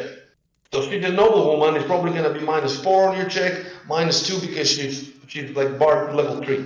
So that's another 2. And then I might put other stuff too. I have to decide. I have to think about the whole table of pluses and modifiers. And then obviously, if you guys think of anything, we can expand it. And what happens if you succeed on the second check as well, on the status check? If you succeed on the status check, that means she's basically in love with you. And then at that point, she becomes a henchman. Now, there's rules, at least as I remember from the second edition rules for henchmen. I don't know what the rules are like for Pathfinder. Maybe they're in the core rulebook, maybe they're in the Game Master's book. I don't know where they are. I'm going to have to find them. But generally speaking, a henchman, you can control them. Like whatever you tell them, they do within reason. So if it's a henchman who is he's a soldier that you've hired or whatever, you can direct them in general, but obviously you cannot ask them to sacrifice themselves and stuff like that. But definitely, she essentially becomes your wife. I mean, you haven't gotten married yet, but for all intents and purposes, and then, like for example, if she's an adventurer, we can have her assist you if there's like a second life, if there's if you're close to dying or something. But generally speaking, she becomes your wife, and then we're assuming that whenever you guys are alone, we're assuming that you're having sex whenever you're together, basically, every day or whatever. And then I'm gonna have another set of mechanics for procreation, and then we're gonna have to figure out, because back then, like some women might be barren or some men might be barren, and that will have to have a constitution check to see if you can have a child, and then a month later or something, I will tell you that she's pregnant or she's not pregnant. And then basically, for the rest of the campaign, you have to care for her and the child. And as long as the child survives, that means you have a bloodline. And on World Anvil, we can actually, on the overworld, there's a bloodline feature. So each player who has a child, immediately we start his bloodline, we put it in your picture, we put it in the woman's picture, and then you just basically have to keep it alive for, I don't know, 16 years or something, and then he's your next. But he gets better stats, so he's gonna be able. You're gonna roll him normally. Actually, you're not gonna roll him normally. We're gonna have to find a way to combine your stats with her stats, and then to give you a little bonus. Anyway, so the whole process begins with the flirtation. It's just a charisma check. First thing you have to do when you want to hit on somebody, you ask me in voice, can I hit on her? I want to hit on her. And at that point, I'm going to tell you if she's a published character or if I just made her up. If I just made her up, you can't. If she's a published character, you can. And then you type in the chat, you say, I flirt with Ameiko, for example. Or you can say, I hit on Ameiko. So you can give me a generic line like that. And if you give me a generic line, then I'm just going to roll, you're just going to roll the charisma check. But if you actually give me a pickup line, or I don't know, you say I pick up a flower and give it to her, something. If you actually try to role play it a bit, and I judge that it's something good, then I can give you a bonus +1 or +2 on the roll. If it's good, +1. If it's very good, +2. Or if I think that it's stupid or whatever, then I can give you a -1 or a -2. So this check is very simple. You roll a 1d20. You have two choices. Either you give me a generic line like I hit on Ameiko or I flirt with Ameiko, or you give me. You can take a few seconds, but not too long. Well, you've been sitting in this for a few minutes in this inn, so you do have a couple of minutes to think of your line if you want. And then if you type a line, then I'll tell you if you should put a modifier plus or minus, and then you roll it, and then we take it from there. Okay, so. Yeah. But it says I am -1 on charisma. I don't know if that's from the rage or Oh, something else. I forget. That's true. That's true. Let me think about that for a sec. Oh, I forget what this is from. I think it's just yeah. because your charisma's low. That's the modifier. That's a modifier that goes to other stuff due to your charisma. But now this is just a charisma check. No, Oh, you just okay, gonna okay. roll a 1d20, and if it's 9 or lower, this is D&D second edition mechanic. The way this checks, I don't know how they work in Pathfinder. I think generally Pathfinder they work differently. Like Pathfinder, almost in all cases, the higher the roll, the better. Whereas in D&D second edition, sometimes the higher the roll, the better. Sometimes the lower the lower the better. So in this particular case, for the time being, we're gonna roll it like a second edition, and then if later maybe Dan will have some suggestions because he knows Pathfinder better, maybe we'll amend it. But for the time being, this is it. You're gonna roll a 1d20. If it's 9 or lower, that means your flirtation. Just decide now what you're gonna type for me in the chat. Like, is you gonna give me a generic I hit on her? Remember, what is it, Rico? Control and enter, right? Yeah. Yeah, For control an enter. action. For an action, okay. So you want to use control enter, and either give me a generic I hit on her, or try to come up with something. You can come up with something based on basically what you know about her, which is next to nothing, or something that happened today. I don't know. Maybe you want to like brag about your prowess in battle and be like, I don't know, I killed all these goblins for you or some shit. I don't know. I'm just giving you. That's up to you. I'll give you a couple of minutes to think about it.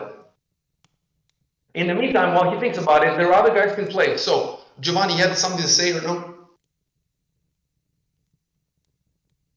No. Okay.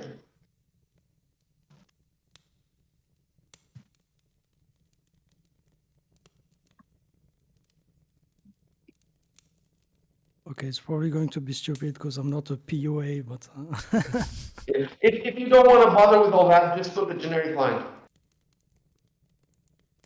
okay. It's mostly like if you hit on a good idea and why waste it, But generally speaking, it's not necessary.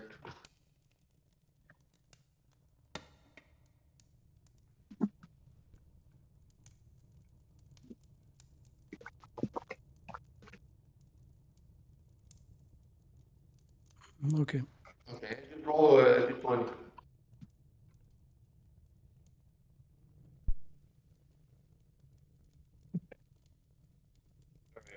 So now I'll just make the text. I'll just make it up.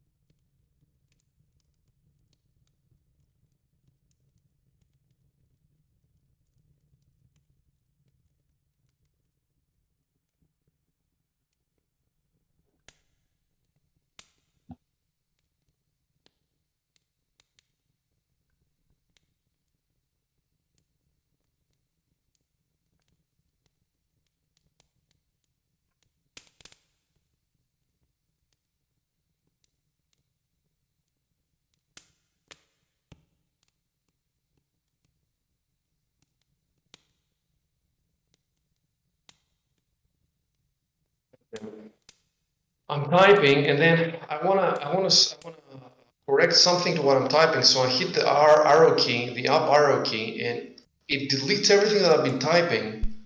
Press down. It should recover it. Should You cover it. generally just want to use your mouse when going through your text. Oh, okay, yeah, you did recover it. It's horrible. Okay.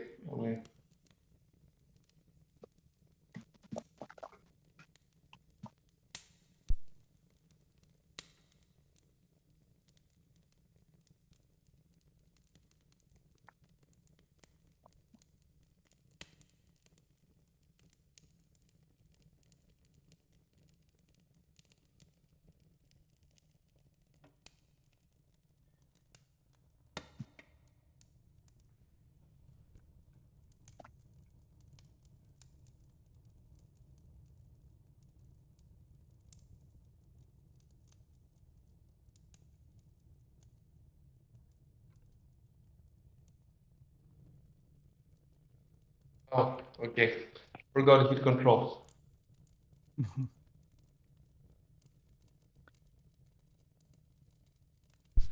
Okay. Damn.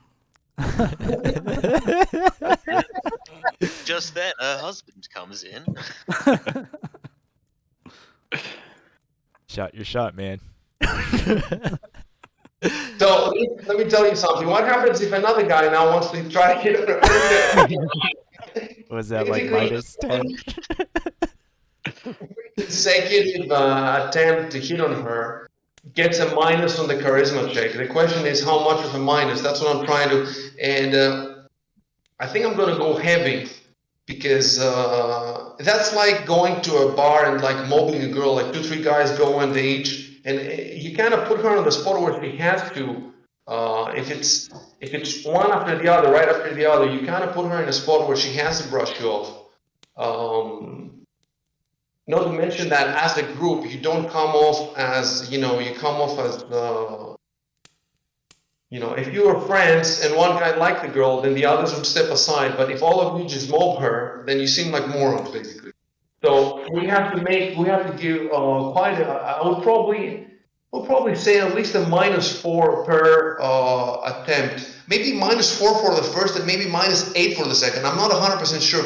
I would definitely go with a -4. So if anybody else wants to hit on her now, I will give you a -4. Do you want to roll the charisma dice with it? Because I think when we roll that, it'll add that bonus modifier onto it, or is it just a general roll? No, you're just picking up the D20 from the bottom left of the screen. And but you have, if you want to do it, you have to write like Stubenrun that I hit on Amico or I flirt with Amico. But you've left anyway, still has left. So Martis and Giovanni. Yeah, I was just asking in general about. Yeah, in general, we're just rolling a charisma check on our own. It's a house rule, so we just pick a D20, we throw it, and then we add the modifiers, whatever ourselves. All right.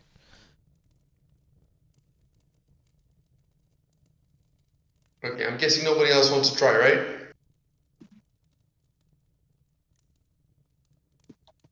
No. I've got 7 charisma and she's no. Bobber, guys.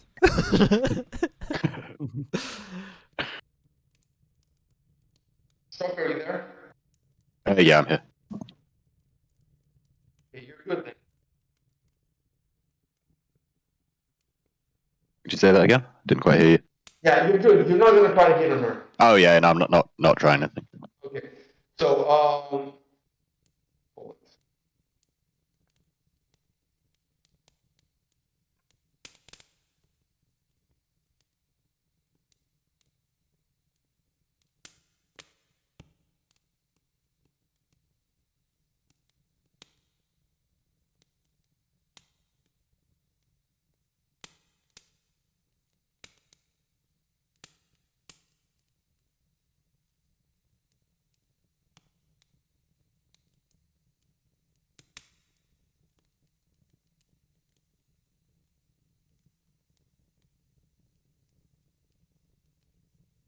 Okay, so I'm gonna send you another map, the second floor.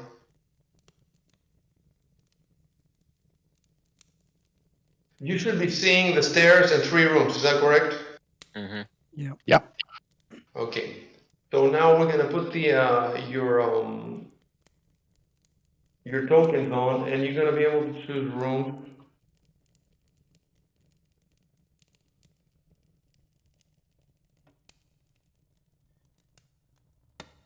And well, she didn't give you a room, Rico, because you're a local, so you don't need it. There we go. And let me see. Yeah, you should be able to move with the with the arrows.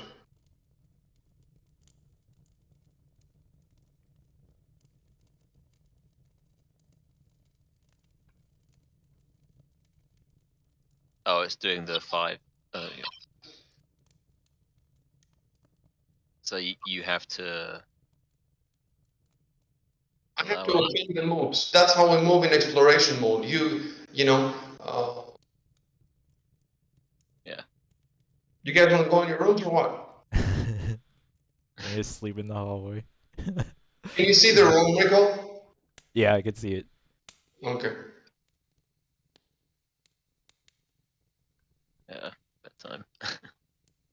All right. So these are the rooms, and we have recall place. We don't have the recall as far as the interior of your shop goes. We have several options. We can Google for it, Dungeons and Dragons shop or whatever. We can find a map that kind of matches that, or we can actually, if you want, you can learn Dungeon Draft. It's called. It's a really nice little, very easy to use map making program, and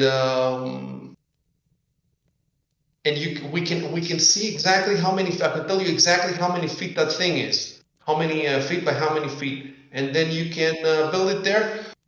And then you can build it exactly like even with the road in front of it, exactly where it is and the green and the stuff. If you could take some time, it's not. Or we could because we don't know what freaking Dungeons and Dragons shops look like. You could Google for a shop. You can see what it's like, and then using that as a starting point, you could make it in Dungeon Draft. We'll see how we're gonna do. It's not absolutely necessary. The main point is your dad lives there, and you have a bed there, so you can sleep there. You're fine. All right.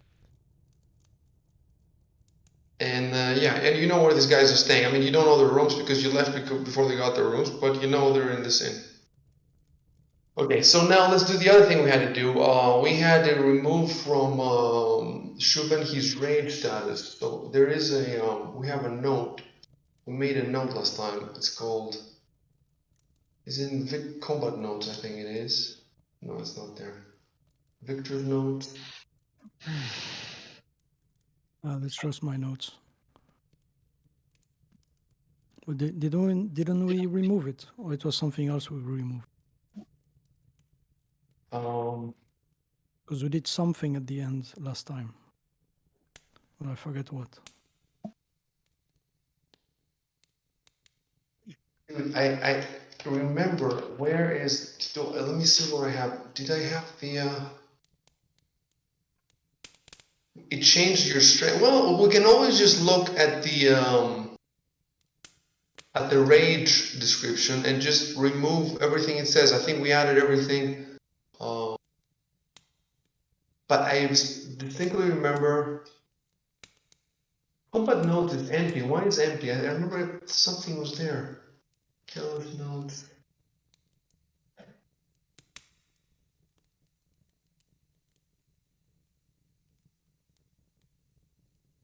No. Okay. Well.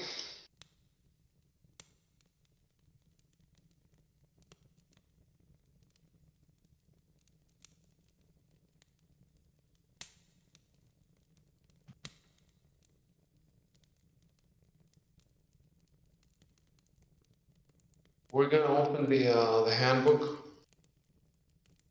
Yeah, I'm or checking our rage. maybe just on your character sheet and his abilities. Yes, rage. So we'll just click on that.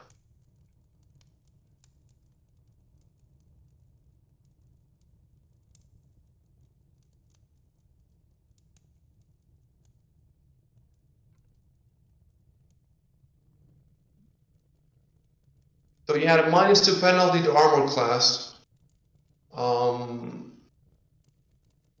That should be in the combat. Yeah, it's in combat, but I think we put it in MISC. We put it in MISC and I don't see it there anymore. I wonder Yes. if the game on its own. No. I think we did it, no? It gives you 2 hit points per hit dice, so it gives you, and these disappear when the rage are not lost first.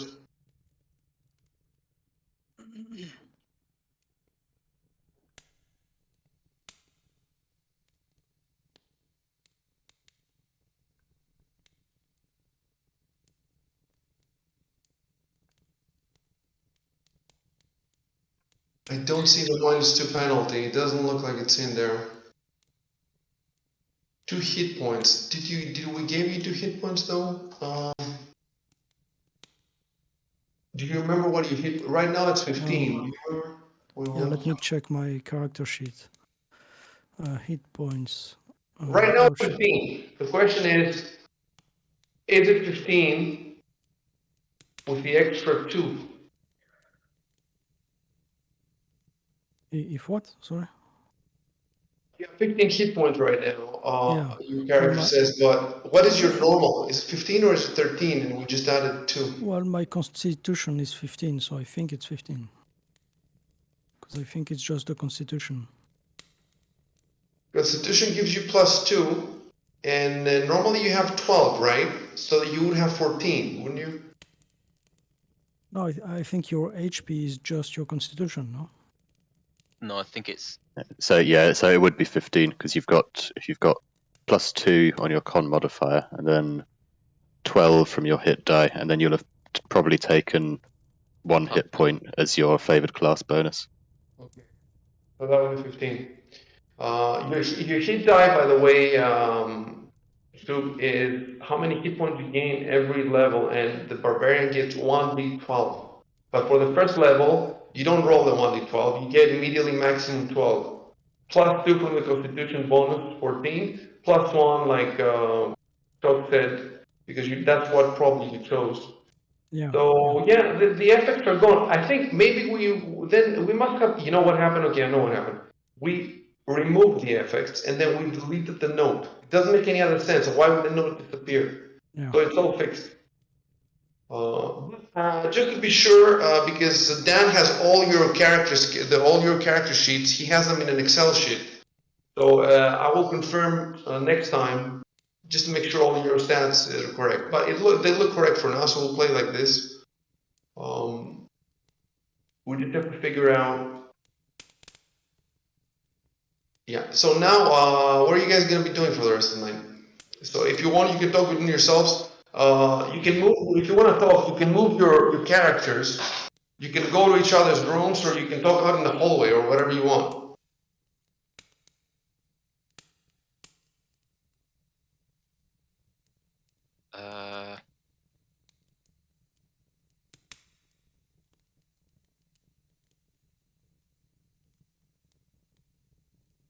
kind of feel like we should talk a bit after we went through that together.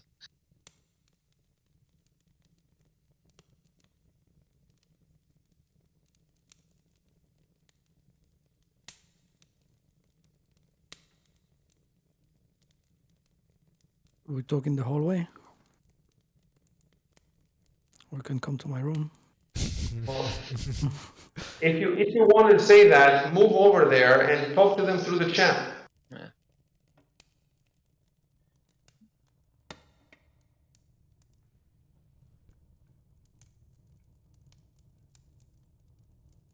No, you guys just came up to check out your rooms, and now you haven't, said goodnight or anything. So now you're in the hallway.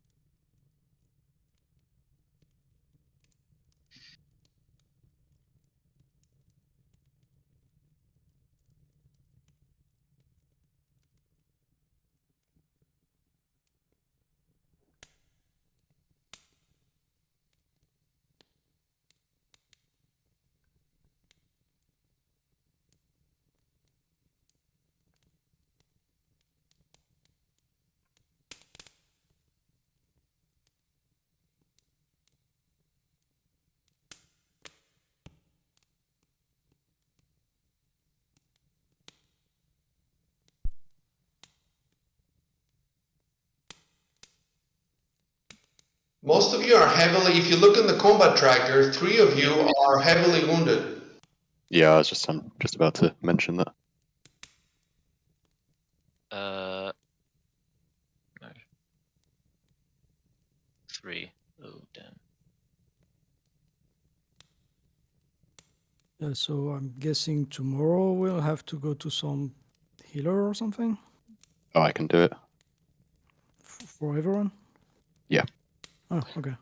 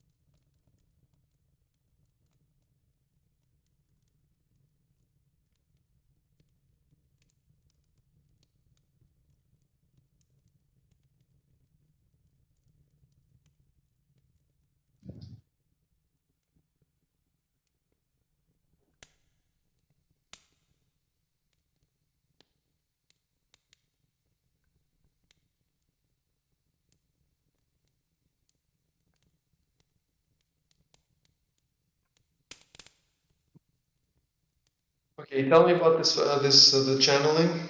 Yeah, so I can 3 plus my charisma modifier times per day.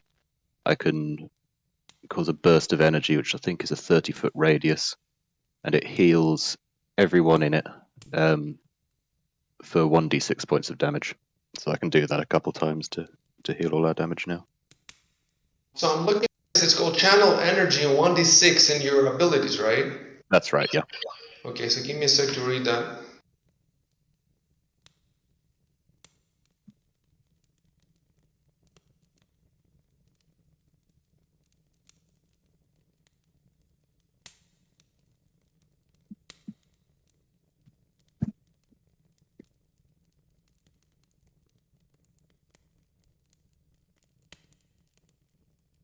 So now with recoil gone, he cannot get healed. That's right, yeah. He'll heal a point overnight, but that's all.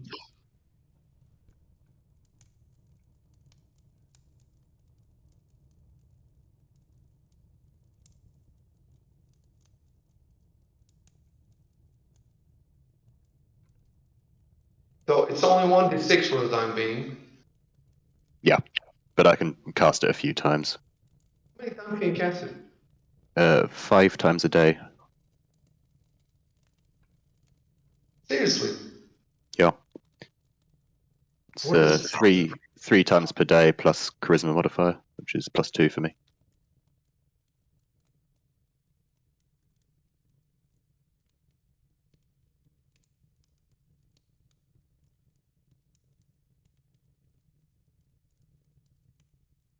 equal to 3 plus reverse, and this is standard action?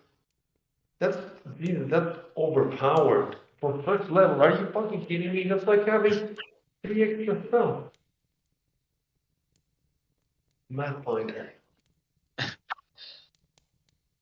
You charisma? What the fuck does the charisma have to do with the cleric? For this spell, anyway. Who am I to speak about this rule? Hey, maybe we won't die after all. A number of times per day equal to 3 plus, so 5 times a day, right? Yeah. Without even having to choose to memorize. Okay, so roll 1d6 then. Oh wait, can we trigger it from your skill somehow? From your I have it in, but I don't think it does anything. It might take some work to sort of program it. No, I mean we cannot program it. Either it's in or it's not. Can you try double clicking on it where it says channel energy 1d6? In the abilities. Where it says in the abilities tab, there's a class abilities and it's just channel energy. Double click on the channel energy. No, it did nothing. No, okay. So, Okay. Okay, roll 1d6. 2. So right now, let me see if I pull out the. Maybe I can do it through the combat track. Maybe easier that way. So all I have to do is where it says 9 hit points wounded for Victor, I just take it down to 7. And then Martus, I take it down to 5. And then Giovanni, 1. Okay, that's it. Next, you want to do another one? Yeah. Shall I put in the chat? I channel again. Or No, you just roll. just keep rolling.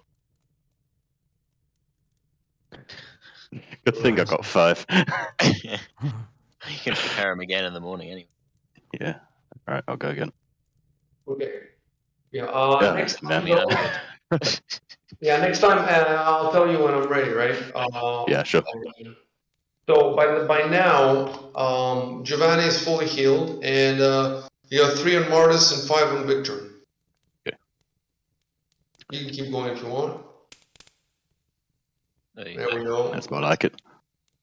And that's it. Everybody's feeling fine, except Till, who is still half dead because he left. He's nursing his wounds back at Yeah, home. that's what he gets for having family. Okay, let me tell you something. And we're just ignoring the travelers, I guess.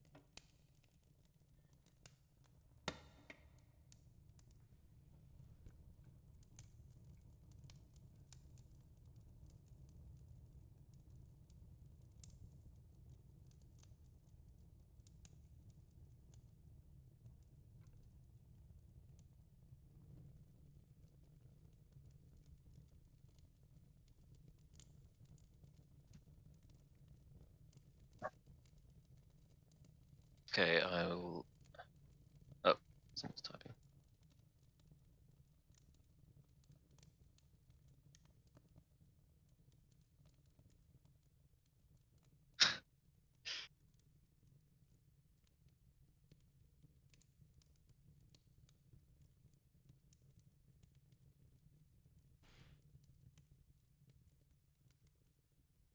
You get 4, and you got 1 more.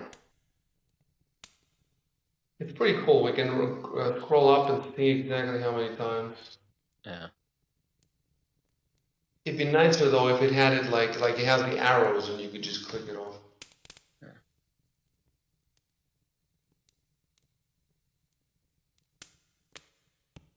Okay.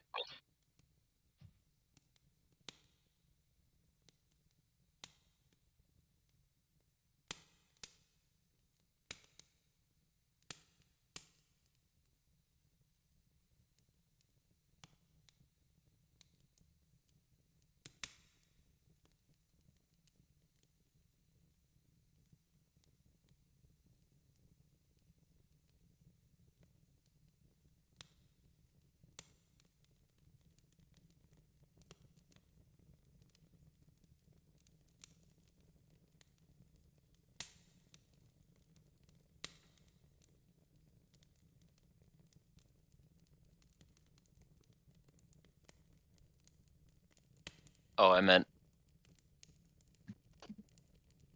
I was talking about the couple. Yeah. Yeah, Oh, sorry. yeah. I turned. Yeah, sorry, I didn't see that.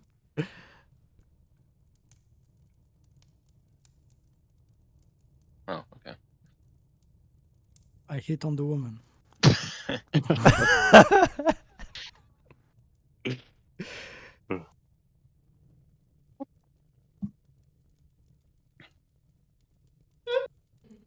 Okay. Hey, if you if you hit on multiple women a day and keep getting rejected, do you then get a negative modifier because your self-esteem's affected? Yeah, that we should consider about that. Actually, you know what? We should have the pickup artist skill.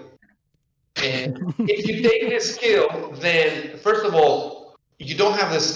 So we're gonna have this. It's a very good idea. Basically, we need a whole new set of skills and even magical items. You know, like charms, stuff that works for flirtation, stuff like that. And Magical Viagra.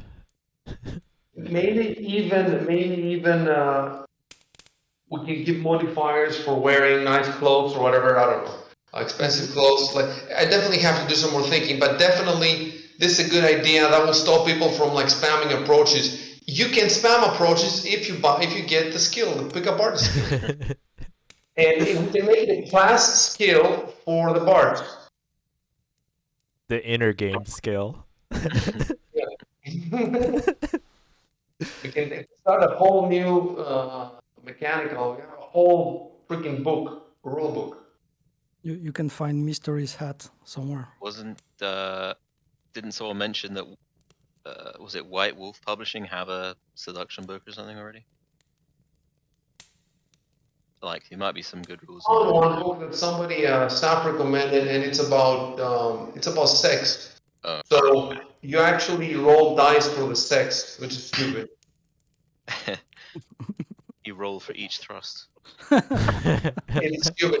In my system, we're assuming that the only thing that matters is attraction, and then the the wife mechanic, and then we're assuming that sex takes automatically. However, like they don't even roll anything for that book is completely useless. I'm gonna write about that book. It's just horrible. I took a look at it. It has nothing that could possibly help us. It has all the stuff that you really don't want to simulate. There's no reason to simulate it, and all the stuff that you should simulate, it doesn't have. So It's just made by perverts. it's made by nerds, man. They have to. I mean, I've heard of worse books, like the Fatal System. Anyway,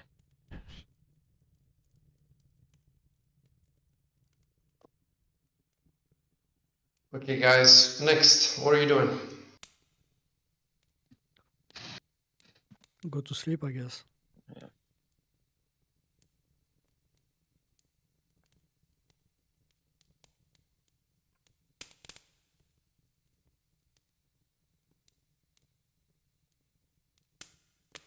so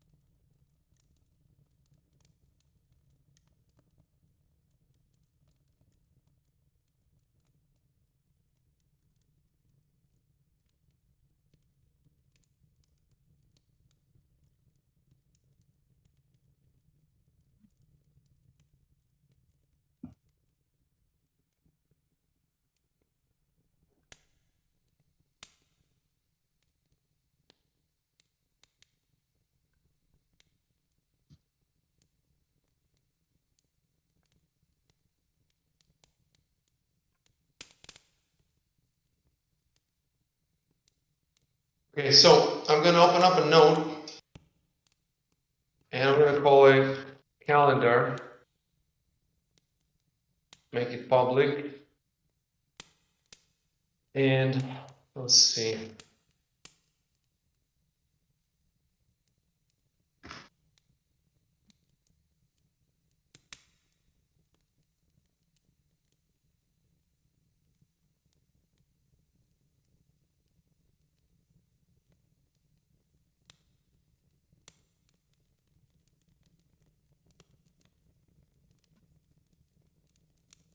Okay, so I put in Rover 22, Battle of Swallowtail.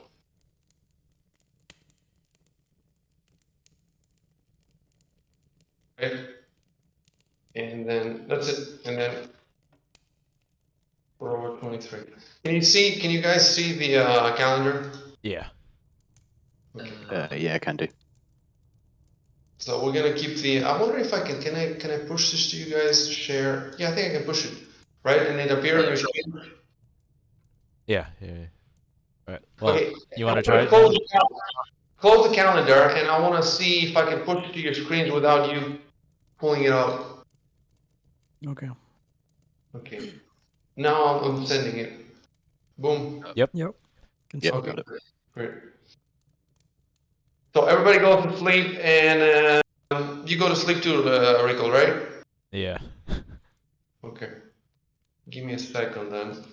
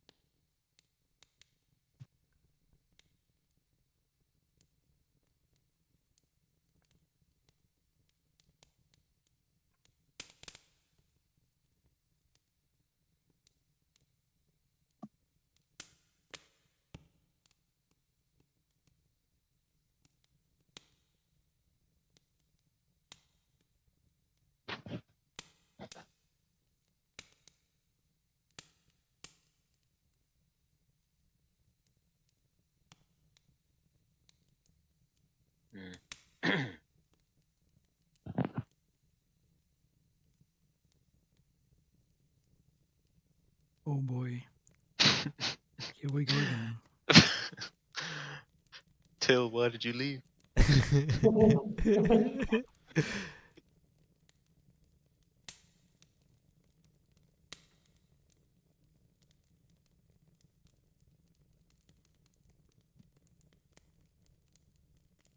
It's the Rune Lord.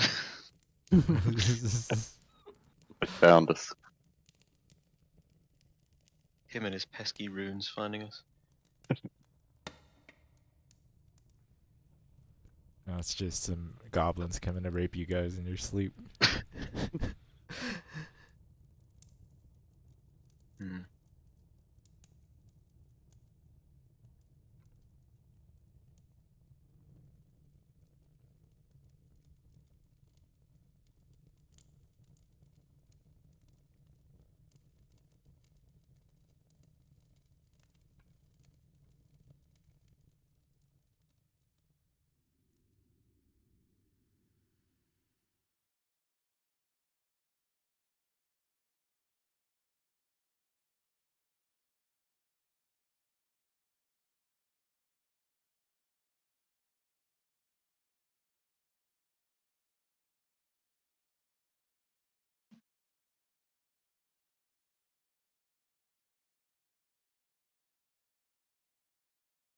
Okay, so I have to get the guys.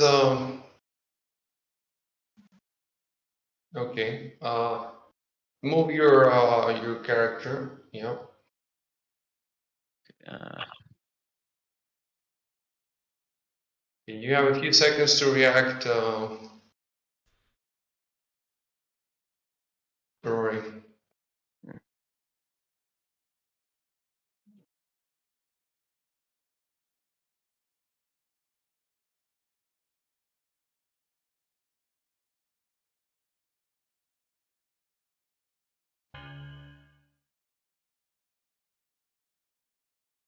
Okay, so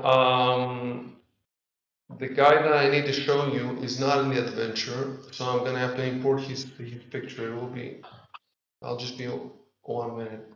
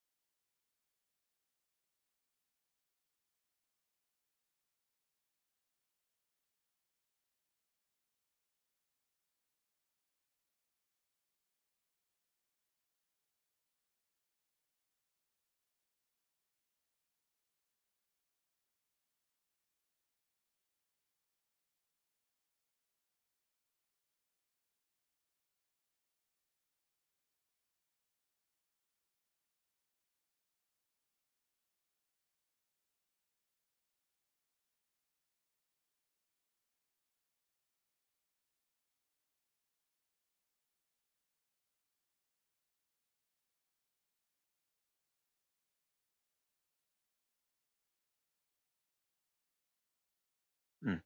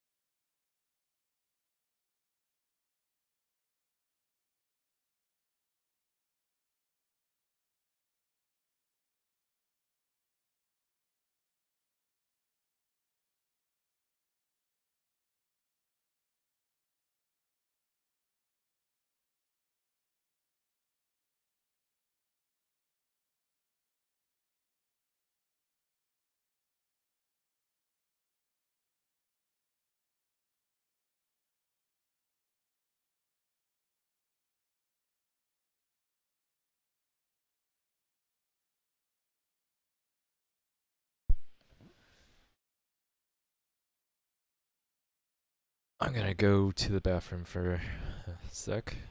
I'll be back. Okay.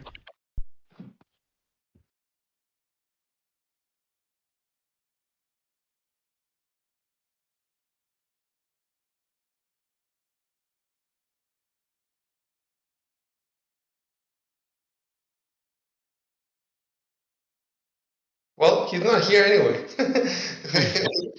We can play. So, Yeah.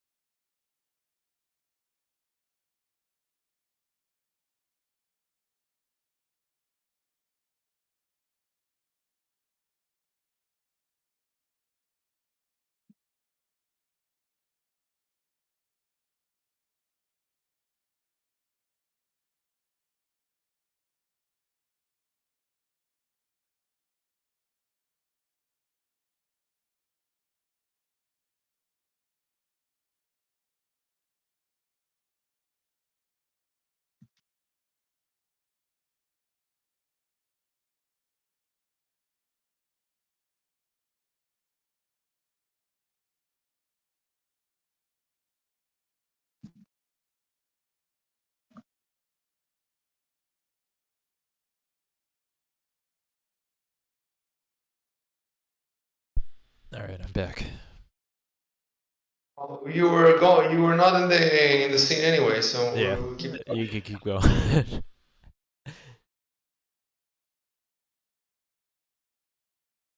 I shouldn't even really be seeing this.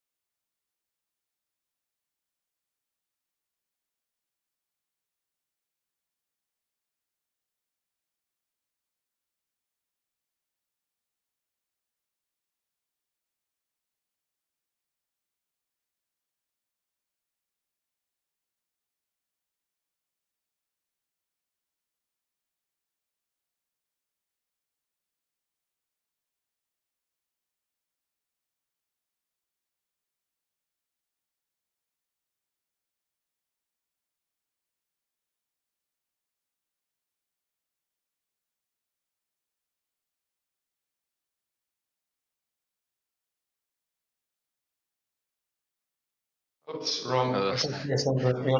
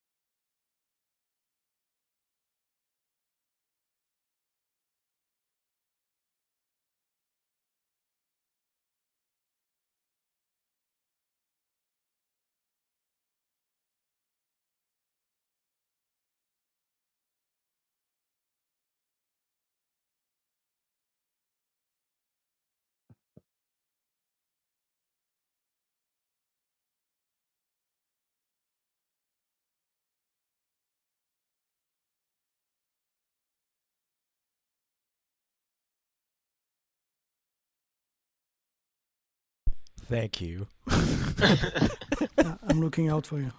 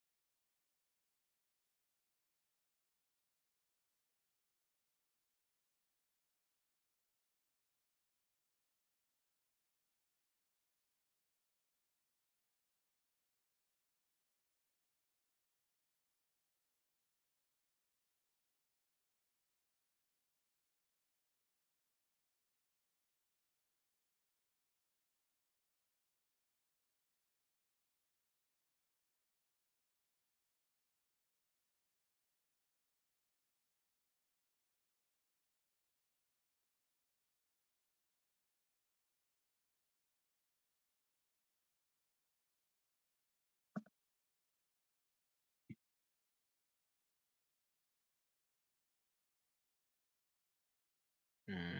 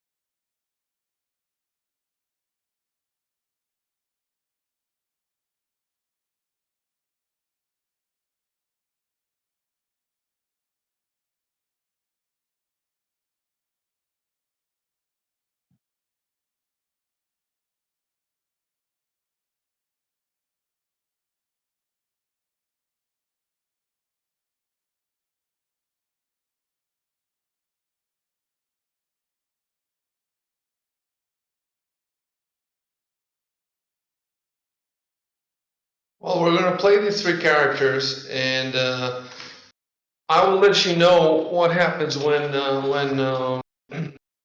Father Dan just goes to recall if he goes.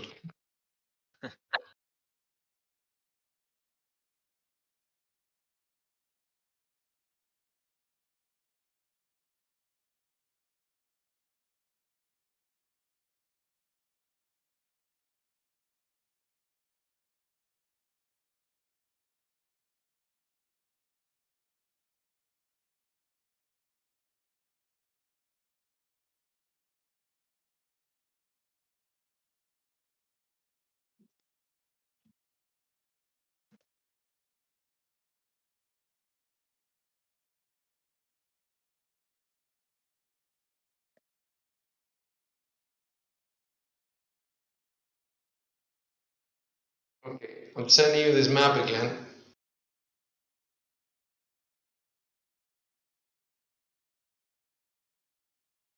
Are you all in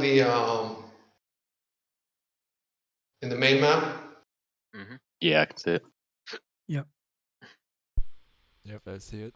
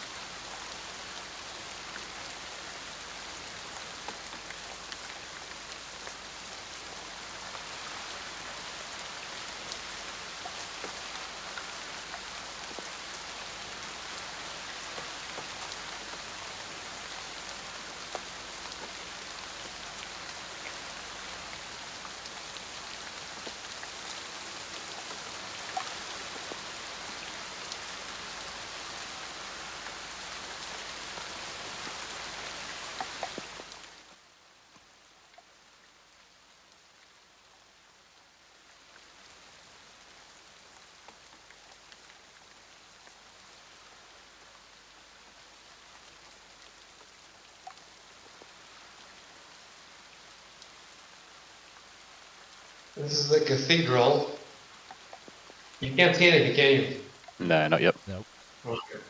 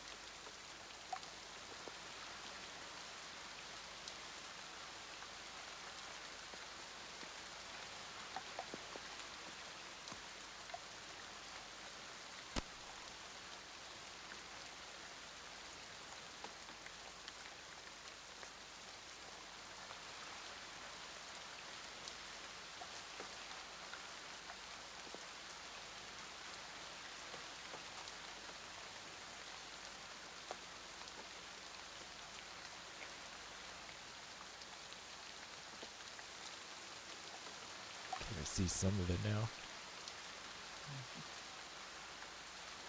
Oh, mistaken again.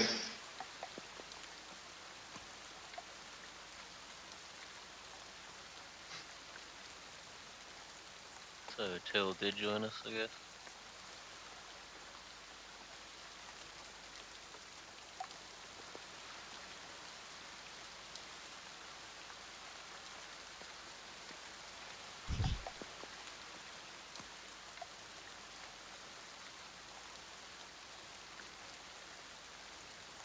Oh, gotta make up a town name now.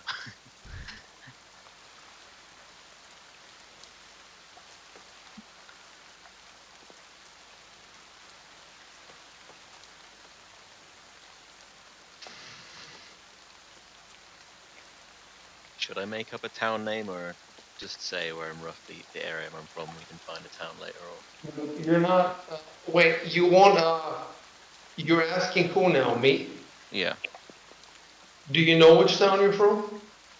No, I just made up a rough area I'm from. Well, if if you want to lie or tell the truth. Uh, You could avoid it too. Just say, I'm from out of town. Yeah, I'm saying. I'm saying I was sent here by the church. But if you need a few moments to look up a map or something, you can go ahead. In the meantime, the other people can say whatever okay. they want. Yeah, let me check. Uh,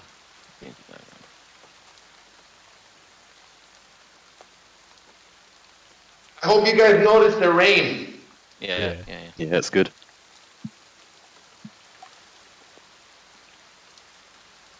So Rico's making fun of me for my technical.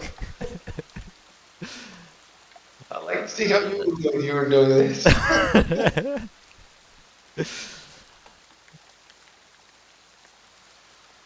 Not even here. I'm asleep in my bed right now. Oh, the rain is not hitting the numbers 1, 2, 3, 4, 5. Can you guys see it? What? The rain on the map. I don't actually see any rain on the map. I just hear Oh yeah, me neither. rain. You cannot see rain. No. Let me No. go back. Oh, okay. Oh, How there we go. about There that? we go. Oh, on the big map, you mean? Yeah. No, I can see it. No, I can see it. I closed out the sand point. Hang on. Yeah, on the big map, I see it. Parisia.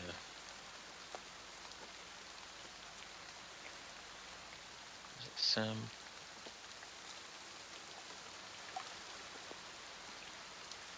Okay, Yeah, yeah. I know what I can see the rain. I'm gonna say. Try to get both of these in. Keeping it vague.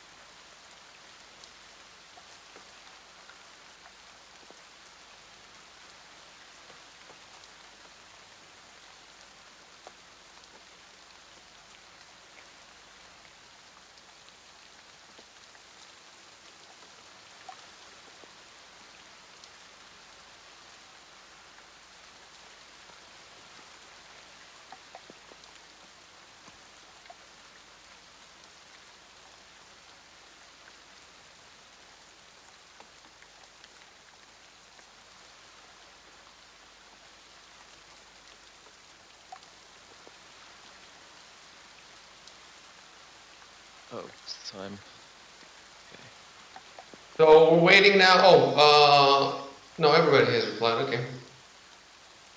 So, okay, Till is not joining us then. Yeah, leave Till to me. Okay.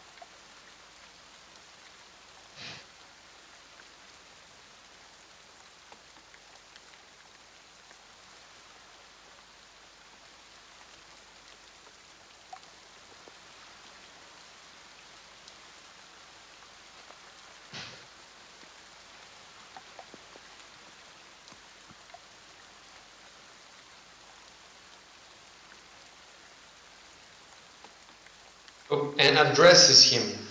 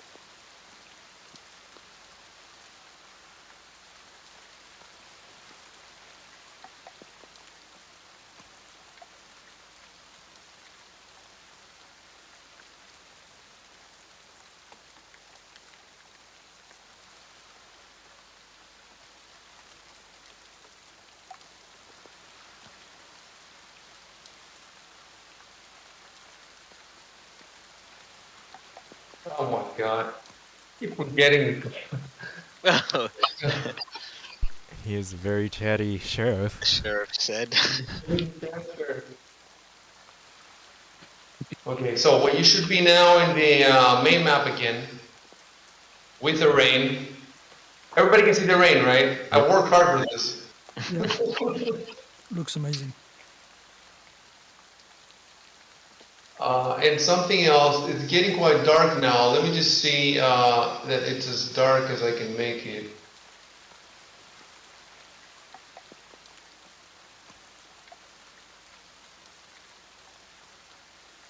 Yeah, it's as dark as I can make it. Okay. So let me drop you.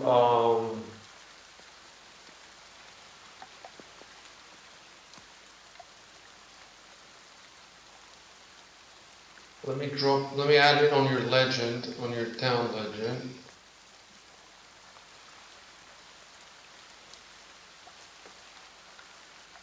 So we're up to number, what is it, 6?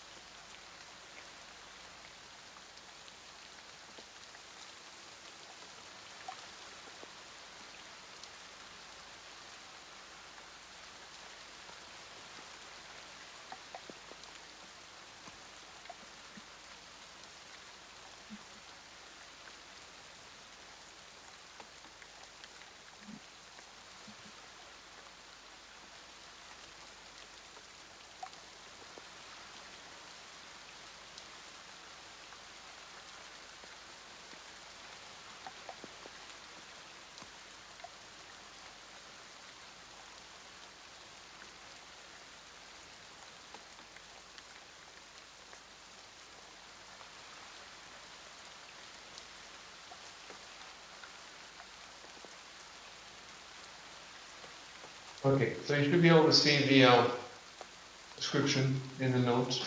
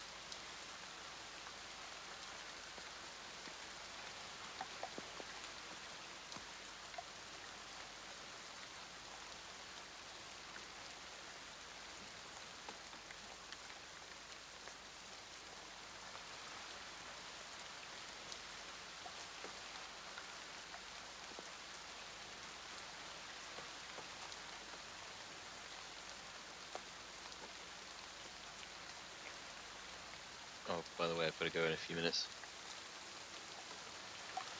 Oh, are we done? Are we almost done? Yeah, it's Yeah. almost 11. Oh, that's crazy. Okay. How much time do you have? A few minutes, you said. Yeah, 10, 15 minutes. Okay, that's enough for me just to set up the next scene. Cool, cool.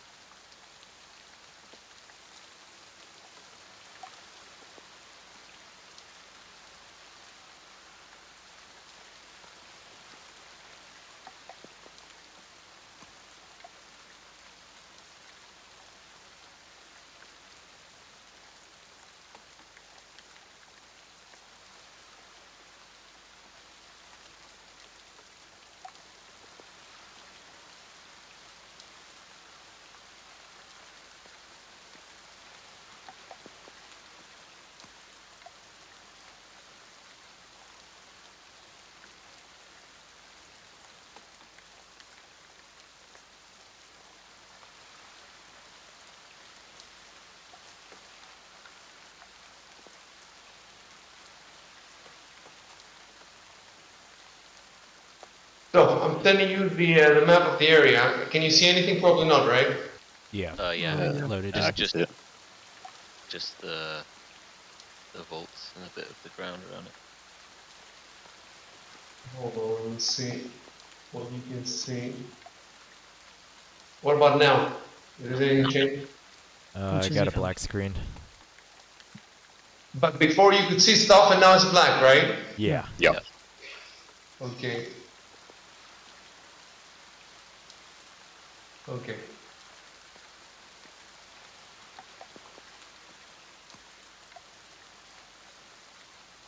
And now you can see. Mm-hmm. Yep. Yeah. Just the Little ground. piece. Okay.